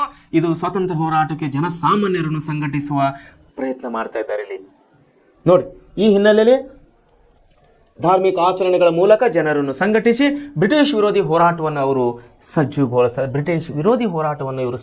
ಇದ್ದಾರೆ ತೀವ್ರವಾದಿಗಳು. ಗಣೇಶ್, ಶಿವಾಜಿ, ದುರ್ಗಾ, ನೋಡ್ರಿ ಯಾರ್ಯಾರದಲ್ಲಿ ಗಣೇಶ, ಶಿವಾಜಿ, ದುರ್ಗಾ ಪೂಜೆ ಮುಂತಾದ ಉತ್ಸವಗಳ ಮೂಲಕ ಜನರನ್ನು ರಾಷ್ಟ್ರೀಯತೆಗೆ ಪ್ರಚೋದನೆಯನ್ನು ಕೊಡ್ತಾ ಇದ್ದಾರೆ. ಗಣೇಶ ಹಬ್ಬ ಗೊತ್ತಲ್ರಿ ನಿಮಗೆ? ಮೊನ್ನೆ ತಾನು ಹೋದ ತಿಂಗಳ ಗಣೇಶ ಹಬ್ಬ ಪ್ರಾರಂಭವಾಗಿದೆ. ಯಾವಾಗ? ಇದೇ ಸ್ವಾತಂತ್ರ್ಯ ಚಳವಳಿಯಲ್ಲಿ. ಅದಕ್ಕಿಂತ ಮುಂಚೆ ಸಾರ್ವಜನಿಕ ಗಣೇಶ ಉತ್ಸವಗಳು ಇದ್ದಿಲ್ಲ. ಪೂಜೆ ಪುನಸ್ಕಾರಗಳು ಅವರವರ ಮನೆಯಲ್ಲಿ ದೇವರ ಗುಡಿ ಗುಂಡಾರದಲ್ಲಿ ನಡೀತಾ ಇದ್ದು ವಿನ ಸಾರ್ವಜನಿಕ ಗಣೇಶ ಉತ್ಸವವನ್ನು ಪ್ರಾರಂಭಿಸಿದ್ದು ಇದೇ ಸಮಯದಲ್ಲಿ. ಸ್ವಾತಂತ್ರ್ಯ ಹೋರಾಟದ ಸಮಯದಲ್ಲಿ ಗಣೇಶ ಉತ್ಸವವನ್ನು ಸಾರ್ವಜನಿಕವಾಗಿ ದೇಶದಲ್ಲಿ ಒಂದು ಪರಿಚಯಿಸಲಾಯಿತು. ಉದ್ದೇಶ ಏನಾಗಿತ್ತು ಅಂದರೆ ಎಲ್ಲ ಜನರಲ್ಲಿ ತಂದು ಒಂದು ಸ್ಥಳದಲ್ಲಿ ಕುಂದಿರಿಸುವುದು, ಎಲ್ಲ ಜನರನ್ನು ಸೇರಿಸುವುದು ಒಂದೇ ಒಂದು ಏಕೈಕ ಉದ್ದೇಶವಾಗಿತ್ತು ಗಣೇಶ ಉತ್ಸವ. ಕೇವಲ ಗಣೇಶ ಉತ್ಸವ ಅಷ್ಟೇ ಅಲ್ಲ, ಶಿವಾಜಿ ಉತ್ಸವ ಮತ್ತು ದುರ್ಗಾ ಪೂಜೆ ಉತ್ಸವ, ಇವೆಲ್ಲ ಉತ್ಸವಗಳನ್ನು ಜನರಲ್ಲಿ ಒಕ್ಕಟ್ಟನ್ನು ತರುವುದೇ ನಮ್ಮ ಹೋರಾಟಗಾರರ ಉದ್ದೇಶವಾಗಿತ್ತು. ಮುಂದೆ ನೋಡಿ, ಮೂಲಕ ಜನರನ್ನು ರಾಷ್ಟ್ರೀಯ ಪ್ರೋತ್ಸಾಹಿಸುವ ತಿಲಕರು ಮರಾಠಿ ಭಾಷೆಯಲ್ಲಿ ಕೇಸರಿ ಅನ್ನುವಂಥ ಒಂದು ಪತ್ರಿಕೆಯನ್ನು ತೆಗಿತಾರೆ. ಇವರು ಕೇಸರಿ ಪತ್ರಿಕೆಯನ್ನು ಪ್ರಾರಂಭ ಮಾಡ್ತಾ ಇದ್ದಾರೆ. ಯಾರು? ಬಾಲ್ ಗಂಗಾಧರ್ ತಿಲಕ್ ಅವರು ಮರಾಠಿ ಭಾಷೆಯಲ್ಲಿ ಕೇಸರಿ ಅನ್ನುವಂಥ ಪತ್ರಿಕೆಯನ್ನು ಮೂಲಕ ಜನಸಾಮಾನ್ಯರು ರಾಷ್ಟ್ರೀಯ ಹೋರಾಟಕ್ಕೆ ಪ್ರೇರೇಪಿಸ್ತಾ ಇದ್ದಾರೆ. ಅವರ ಕ್ರಾಂತಿಕಾರಕ ಬರವಣಿಗೆಗಳು, ಯಾರ್ದು? ಬಾಲ್ ಗಂಗಾಧರ್ ತಿಲಕ್ ಅವರ ಕ್ರಾಂತಿಕಾರಕ ಬರವಣಿಗೆಗಳು ಜನರನ್ನು ಕೆರಳಿಸ್ತಾ ಇದ್ದಾವಿಲ್ಲಿ. ಜನರನ್ನು ಕೆಳಿಸಿದವು ಎಂಬ ಹಿನ್ನೆಲೆಯಲ್ಲಿ ಏನು ಮಾಡ್ತದೆ ಬ್ರಿಟಿಷ್ ಸರ್ಕಾರವು? ಬಾಲ್ ಗಂಗಾಧರ್ ಅವರನ್ನು ಬಂಧಿಸ್ತಾ ಇದೆ. ಇಲ್ಲಿ ಬಂಧಿಸಿ ವಿಚಾರಣೆಗೆ ಒಳಪಡಿಸಿ ತಿಲಕರು ಗೀತಾ ರಹಸ್ಯವನ್ನು ಜೈಲಿನಲ್ಲಿದ್ದಾಗ ರಚನೆ ಮಾಡಿದರು. ಬಾಲಗಂಗಾಧರ ತಿಲಕ್ ಅವರು ಗೀತಾ ರಹಸ್ಯ ಅನ್ನುವಂಥ ಬುಕ್ಕನ್ನು ಬರೆದಿದ್ದಾರೆ ಜೈಲಿನಲ್ಲಿ ಉಳಿದು. ಇವ್ರು ಏನು ಮಾಡಿದ್ರು ಬ್ರಿಟಿಷರು, ಇವನು ಯಾಕೋ ಹೊರಗೆ ಬಿಟ್ಟರೆ ಎಲ್ಲ ಜನರನ್ನು ದಾರಿ ತಪ್ಪಿಸ್ತಾ ಇದ್ದಾನೆ, ಎಲ್ಲ ಜನರು ಹೋರಾಟದ ಕಿಚ್ಚನ್ನು ಹಚ್ತಾ ಇದ್ದಾನೆ ಅನ್ಕೊಂಡು ಬ್ರಿಟಿಷರನ್ನು ಏನು ಮಾಡ್ತಾ ಇದ್ದಾರೆ, ಇವರನ್ನು ಜೈಲಿಗೆ ತಳ್ತಾ ಇದ್ದಾರೆ. ಬಾಲಗಂಗಾಧರ ತಿಲಕರನ್ನು ಏನ್ ಮಾಡಿದ ನಾನು ಒಂದು ಗಣೇಶ ಉತ್ಸವವನ್ನು ಪ್ರಾರಂಭ ಮಾಡ್ತಾನೆ, ದುರ್ಗಾ ಪೂಜೆಯನ್ನು ಪ್ರಾರಂಭ ಮಾಡ್ತಾ ಇದ್ದಾನೆ, ಶಿವಾಜಿ ಉತ್ಸವಗಳನ್ನು ಪ್ರಾರಂಭ ಮಾಡ್ತಾ ಇದ್ದಾನೆ. ಇದರಿಂದ ಎಲ್ಲ ಜನರು ಒಟ್ಟಿಗೆ ಸೇರಿಕೊಂಡು ಸ್ವಾತಂತ್ರ್ಯ ಹೋರಾಟದ ಕಿಚ್ಚನ್ನು ಇನ್ನೂ ಹೆಚ್ಚೆಚ್ಚಾಗ್ತಾ ಇದೆ. ಇದನ್ನ ಅರಿತ ಬ್ರಿಟಿಷರು ಬಾಲಗಂಗಾಧರ ತಿಲಕನನ್ನು ಜೈಲಿಗೆ ಬಂಧನದಲ್ಲಿ ಇಡ್ತಾ ಇದ್ದಾರೆ. ಬಂಧನದಲ್ಲಿಟ್ಟರು ಅಲ್ಲೂ ಸುಮ್ಮನೆ ಇರ್ತಾ ಇಲ್ಲ. ಬಾಲಗಂಗಾಧರ ತಿಲಕ್ ಅವರು ಗೀತಾ ರಹಸ್ಯ ಅನ್ನುವಂಥ ಬುಕ್ಕನ್ನು ಬರಿತಾ ಇದ್ದಾರೆ ಜೈಲಿನಲ್ಲಿ ಕುಳಿತು. ಸೊ ಈ ರೀತಿ ಏನಾಗ್ತಾ ಇದೆ, ಸ್ವಾತಂತ್ರ್ಯ ಹೋರಾಟದ ಕಿಚ್ಚನ್ನು ಇಡೀ ದೇಶವ್ಯಾಪಿ ಹೋರಾಟವಾಗಿ ಪರಿಣಾಮವಾಗಲು ಮಾರ್ಪಡಿಸಲು ನಮ್ಮ ತೀವ್ರವಾದಿಗಳು ಅಂದ್ರೆ ಈ 4 ಜನ ಮತ್ತು ಟೀಮ್ ಅಂದ್ರೆ ಬಾಲಗಂಗಾಧರ ಮತ್ತು ಅವರ ಟೀಮ್ಗಳನ್ನು ಈ ಏನಾಗಿದೆ ಇಲ್ಲಿ ಇಡೀ ಹೋರಾಟವನ್ನು ಸ್ವಾತಂತ್ರ್ಯ ಹೋರಾಟಕ್ಕೆ ಮಾರ್ಪಡಿಸಲು, ಇಡೀ ದೇಶಕ್ಕೆ ಆ ಬೆಂಕಿಯ ಕಿಚ್ಚನ್ನು ಹೊತ್ತಿಕೊಳ್ಳಲು ತೀವ್ರವಾದಿಗಳು ಇಲ್ಲಿ ಪ್ರಯತ್ನ ಪಡ್ತಾ ಇದ್ದಾರೆ. ಸೊ ವಿದ್ಯಾರ್ಥಿಗಳೇ, ಇವತ್ತಿನ ವಿಷಯ ಮಂದಗಾಮಿಗಳು ಮತ್ತು ತೀವ್ರಗಾಮಿಗಳು ವಿಷಯ ಬಗ್ಗೆ ಇವತ್ತು ನಾವು ಅಭ್ಯಾಸ ಮಾಡಿದ್ದೇವೆ.